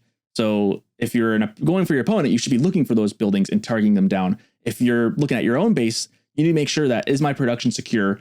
Has my opponent knocked any of my production buildings down? Can I build any more to be safe? Am I producing to the fullest of my ability?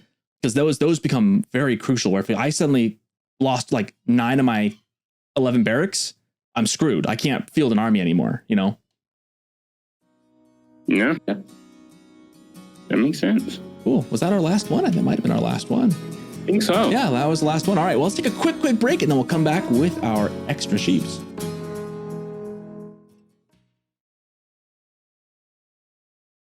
Hello. Socerton here again. This is the part of the show where I get to chat with you guys for just a little bit. I do have some fun announcements I want to throw your guys' way. So if you normally skip this segment, don't. There's a couple things especially if you're listening to this segment within the week that this podcast has come out. So if you're listening to this like live, you definitely want to stick around for this part for once. If you normally skip it, I don't know why you would, because I think I'm great, but whatever. And on that point, let me just get to the good news first. So if you do like skipping this segment because you're just want to get to the extra sheeps, let me just start right away. We are taking over. We here of the Extra Sheep are rising against the rising empires. We have worked with our friends, and they have allowed us, or rather, we have conquered the rising empires. They are letting us take over completely this coming Saturday. So that'll be Saturday, October 28th. So this coming Saturday, this episode's going to come live on Tuesday, the 24th Pacific time.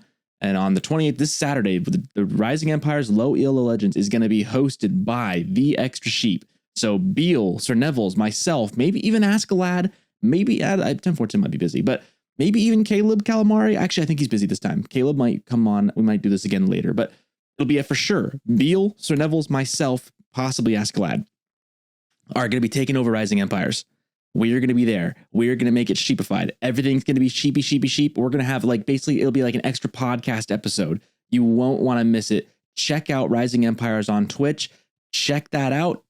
If you're not in the tournament already, either sign up. We might cast some of your games, or if you just want to watch, we will be there. Or ideally do both, right? Like have it open on the side, then play some games. But we will be there. We're going to be casting it. The three of us for sure.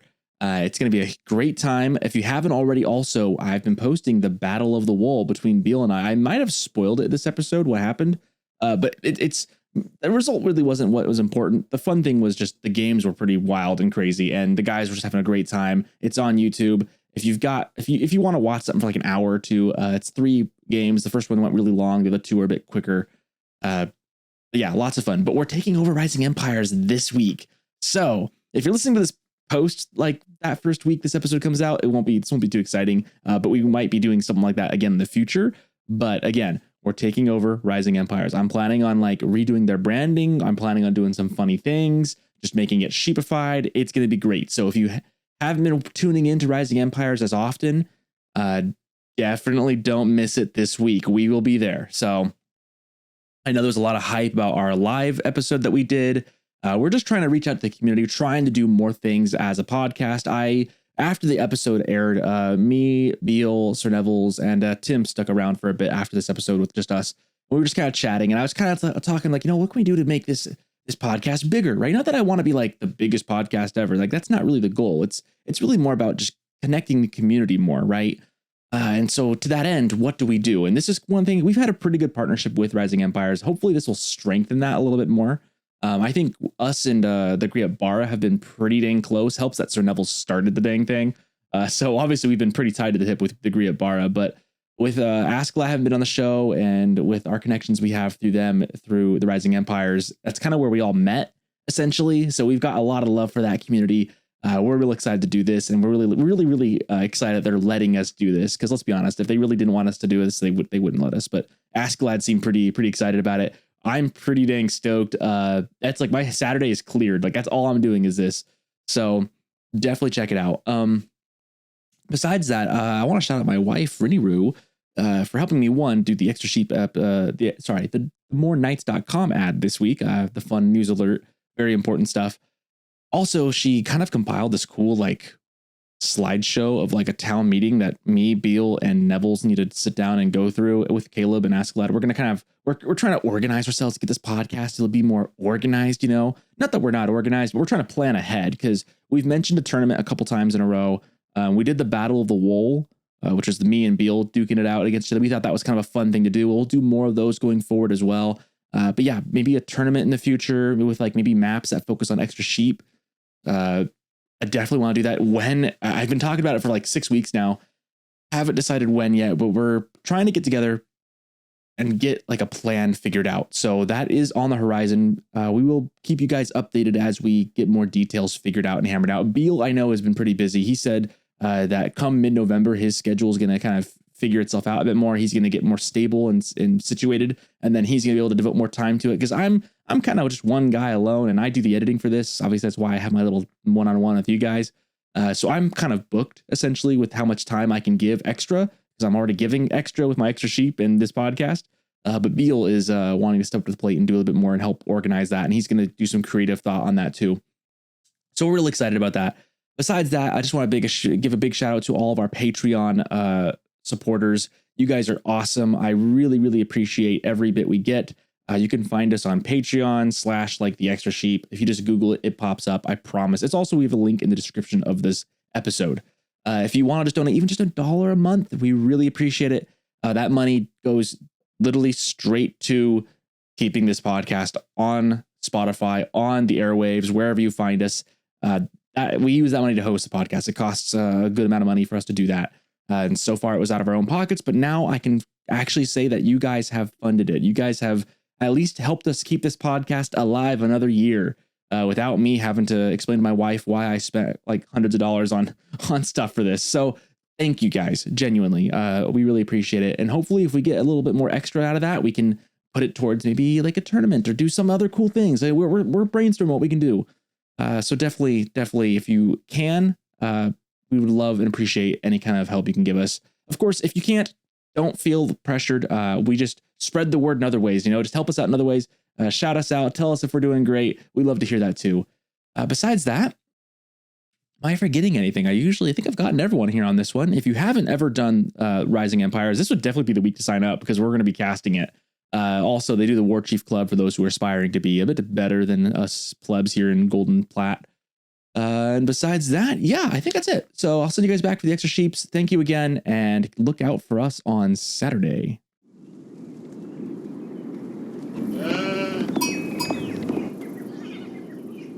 And we're back. Long break as ever.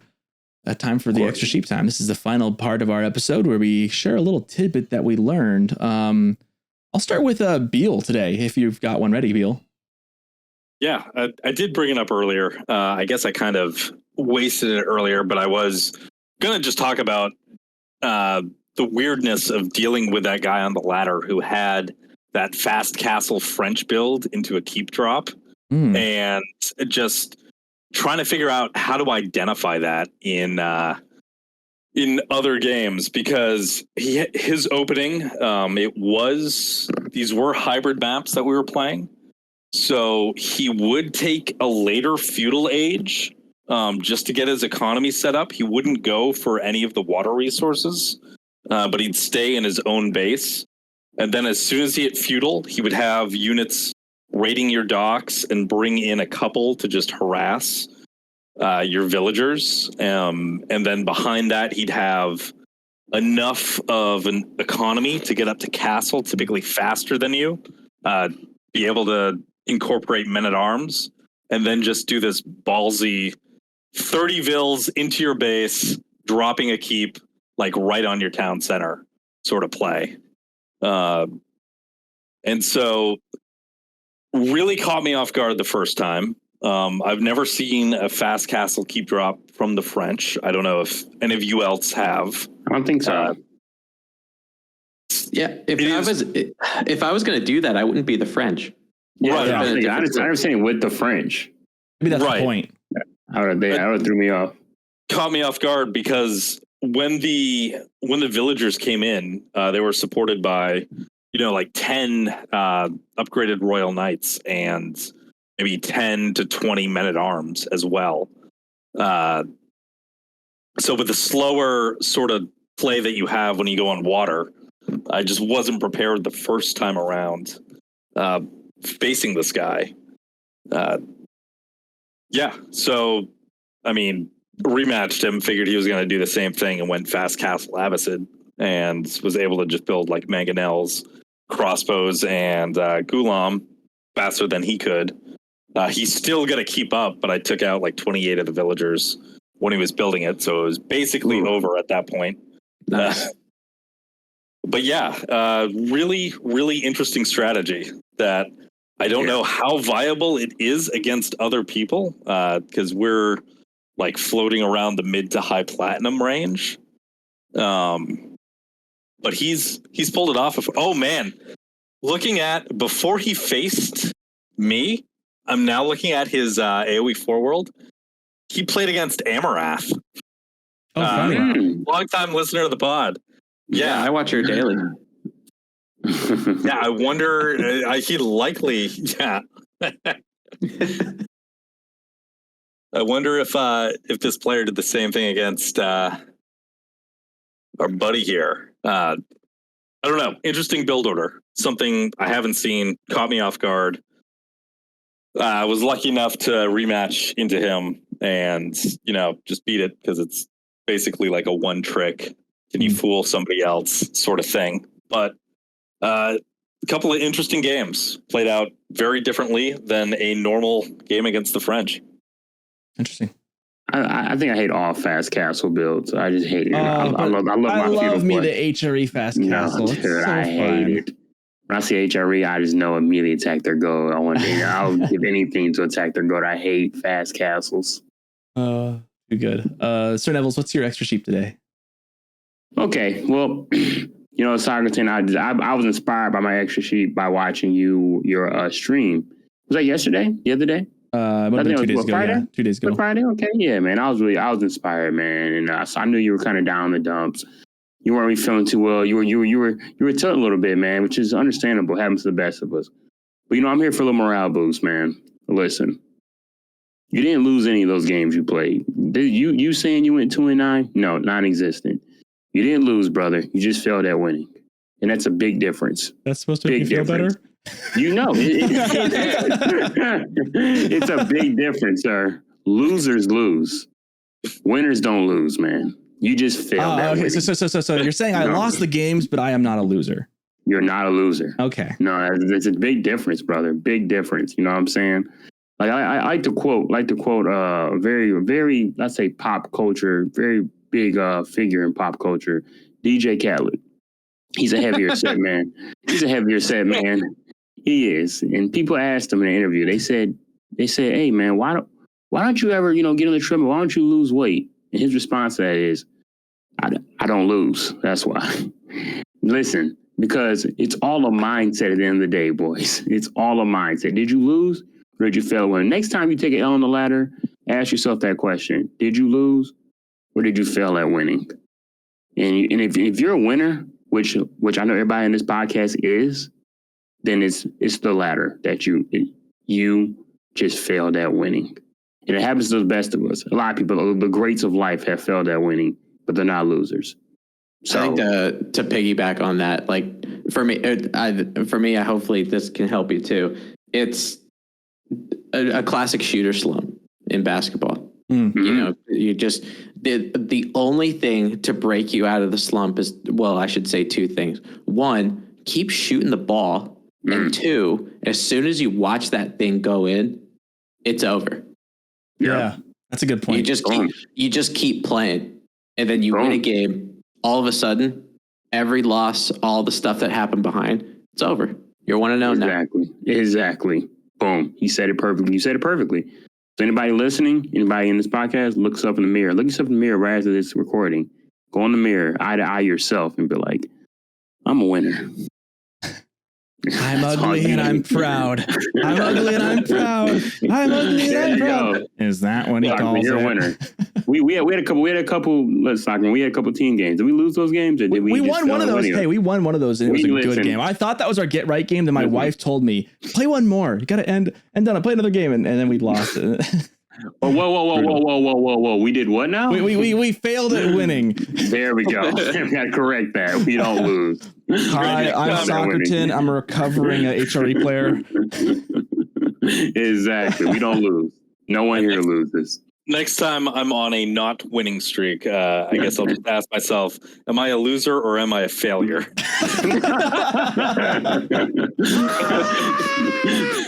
Oh, it's too good. Well, I don't know. I'm trying to find a way to quickly just resolve that one. That was a good one. I got to think of a way to get around that one. I want to do that either. I guess I'll go next. I'll save TenFourTim's extra sheet for the very end here, but I'll do mine next. Mine is oh gosh, what was it? I had one. I didn't write it down. Usually I do. What was it again? I want to say it was something to do with Abbasid. Oh yeah, actually I remember what it was. It was going to be until that big losing streak. I was going to mention how much fun I've had playing Abbasid, mixing it up a little bit. American Jeremy, I'm going to shout him out. I've been doing that most episodes since he started playing this game. But shout out to him. He mentioned to me that he was he was playing a lot of English originally, and then he swapped civs. He started playing, was it Delhi? I think he started playing Delhi, and he's been playing Ottomans now. And he mentioned that it's just so much fun. It gives such a new perspective on the game to swap civs and learn a new civilization. The whole game just feels completely different. And I really much agreed with that. And I really have noticed that playing Abbasid. It just feels so different and fun and loose, until I went 2-9. That kind of brought me back down to earth. But now I'm sitting there going, maybe I should go back to Ottomans again for a little bit. And maybe I should just keep expanding what I can do with all these new civs coming into the game too. I'm so excited to try out new stuff because I was a longtime English guy. And then I was really, really big on HRE. I play a lot of French too. It's been a while now, but having expanding your repertoire of civilizations you can effectively play, even if they're not all at your highest level just yet, even just being serviceable is really fun. And it's so satisfying to get a win with a new civ. Really is, especially when it's because you did something good and not just your opponent doing something bad. But even when you just get a win, a win's a win. So that was my extra sheet, just kind of short and sweet. Just that if you're feeling like the game's just not feeling as peppy or as as sprawling as it was, it's okay to give it a break. But also consider if you still just want to play AoE and just enjoy it again, learning a new Civ, because there's a lot and there's going to be even more to learn. So this is a good as time as any to pick up a new one. Oh yeah, I agree. With that, last but certainly not least, we've got TenFourTim. What is your extra sheep? So I really like that you said that, because you kind of got a newfound love of the game again, playing Abbasid, getting those wins and that kind of stuff. And I can understand that. My extra sheep is kind of more of an experience or a summary of what's been going on with me for the past couple of months, because summer wasn't really that great. Didn't have a mentally good summer, and I kind of felt like distanced from AoE. I didn't really play it for about maybe like 4 months, something like that. And I think that's not necessarily because I didn't like the game, but more my own problems. But I think after, it was probably about, I want to say 4 weeks ago, something like that, I really fell in love with the game again. And I was playing, just kind of the same civs that I used to, but, actually delving in, getting my replays, reviewing my casts, doing things in my free time that kind of circled around this game. And it felt like I wanted to do more of the things that I enjoyed doing with my free time again. So now for this, in terms of, me playing the game, casting the game, streaming the game, I'm going to be doing it incredibly frequently for the months to come. And probably the last thing that I will say, that I usually say at the end of most casts that I do, is anybody, whether it's a friend, significant other, family member, loved one, anything like that, tell them that you love them, because it really goes a long way. And I can really say after doing a podcast with you guys for the second time, I can say I genuinely love you guys and love being. Oh, let's go. Love having you here. Love having you. I love you. Thrilled to have you back. Man. All love. Beautiful, man. And we love you, viewers, as well. Actually, I'd like to extend that also to all the viewers. I mean, one of the best things, I've mentioned this a couple times, one of the best things about this podcast has been kind of the community that came up to it. Mark 2.0 had something very, very nice to say to me, and I hope he doesn't mind me putting him on the spot a little bit, but he told me that I was one of the pillars of the community because of this podcast, because of what we've done. And that really stuck, because I think of pillars of the community. I think of like Beastie. I think of like EGCTV and the guys there. I don't think of myself in this podcast. I don't think we're big enough to be able to be called that. I wouldn't say that we are, but to have someone else say that just made me feel really good. It made me hope that, I hope that is what this becomes. I hope that this podcast finds wherever you guys are listening in a good spot, or maybe if not, hopefully it gets you to a better spot, right? But with you guys, especially with Socerton and Beale, I think the first time that you guys casted might have been with me, or one of the first ones. Yeah. So possibly, yeah. I like to think that, you guys doing this and continuing to play the game and making the podcast and doing those kind of stuff. And that's really finding your own happiness and doing those things that you enjoy. I'd like to think that I put, a little bit of time into helping you find that. For sure. I think so. I got into Age of Empires 4 because I saw a Reddit post that said there was a low elo tournament. I hadn't played it since launch. I saw that. I was like, that sounds really fun. I'm going to play some ranked games 2 days before the tournament to get some practice in on whatever the game is at this point, because I hadn't played it in a year. Played in one of my first low elo legends, the first one that I played in, and on the stream, Tim, you and Moke casted it. And, the conversations I had in the Rising Empires Discord with all the community around that first tournament and how supportive it was. It's like, yeah, I want to do this every single week.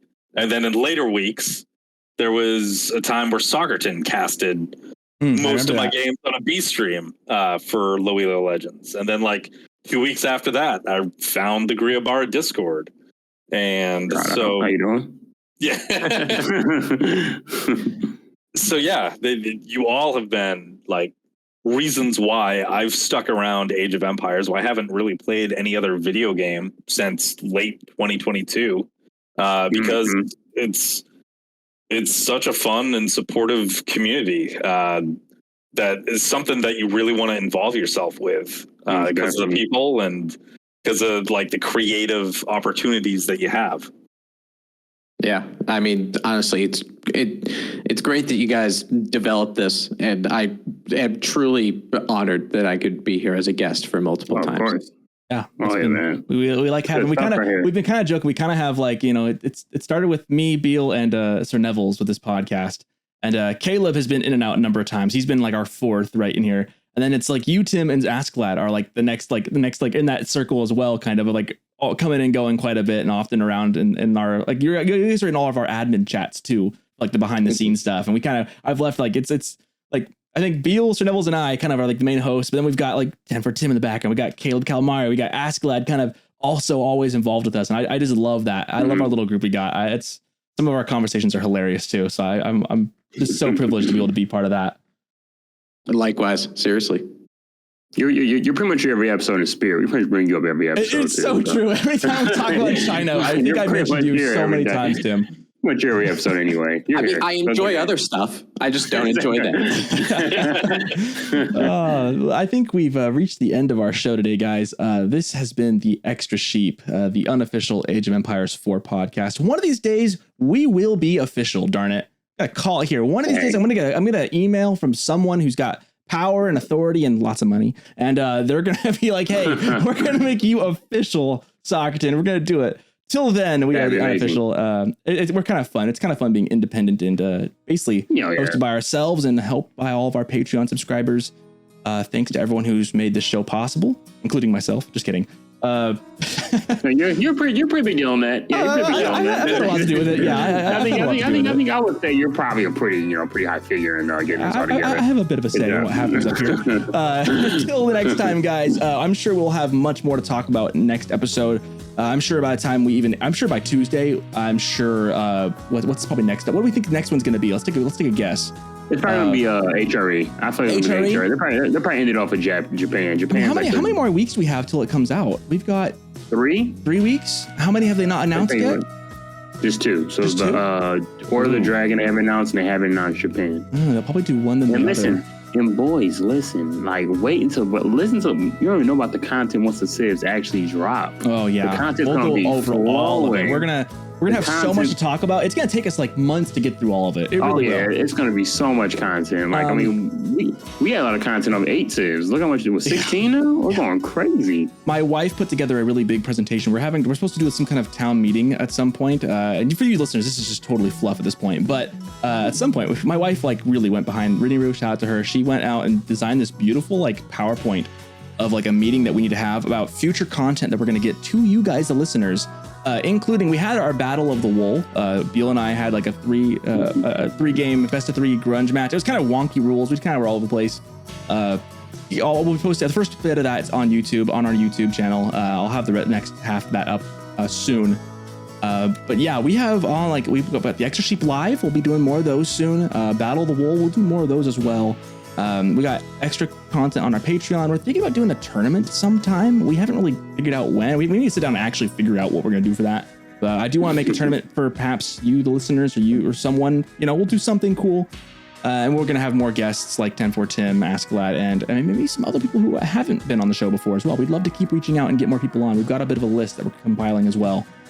So till then, everyone, wherever you are, whether you're in the Northern Hemisphere, Southern Hemisphere, Eastern, Western, North America, South America, wherever you are, have a great rest of your day, and we'll catch you guys next time. Till next time. See ya.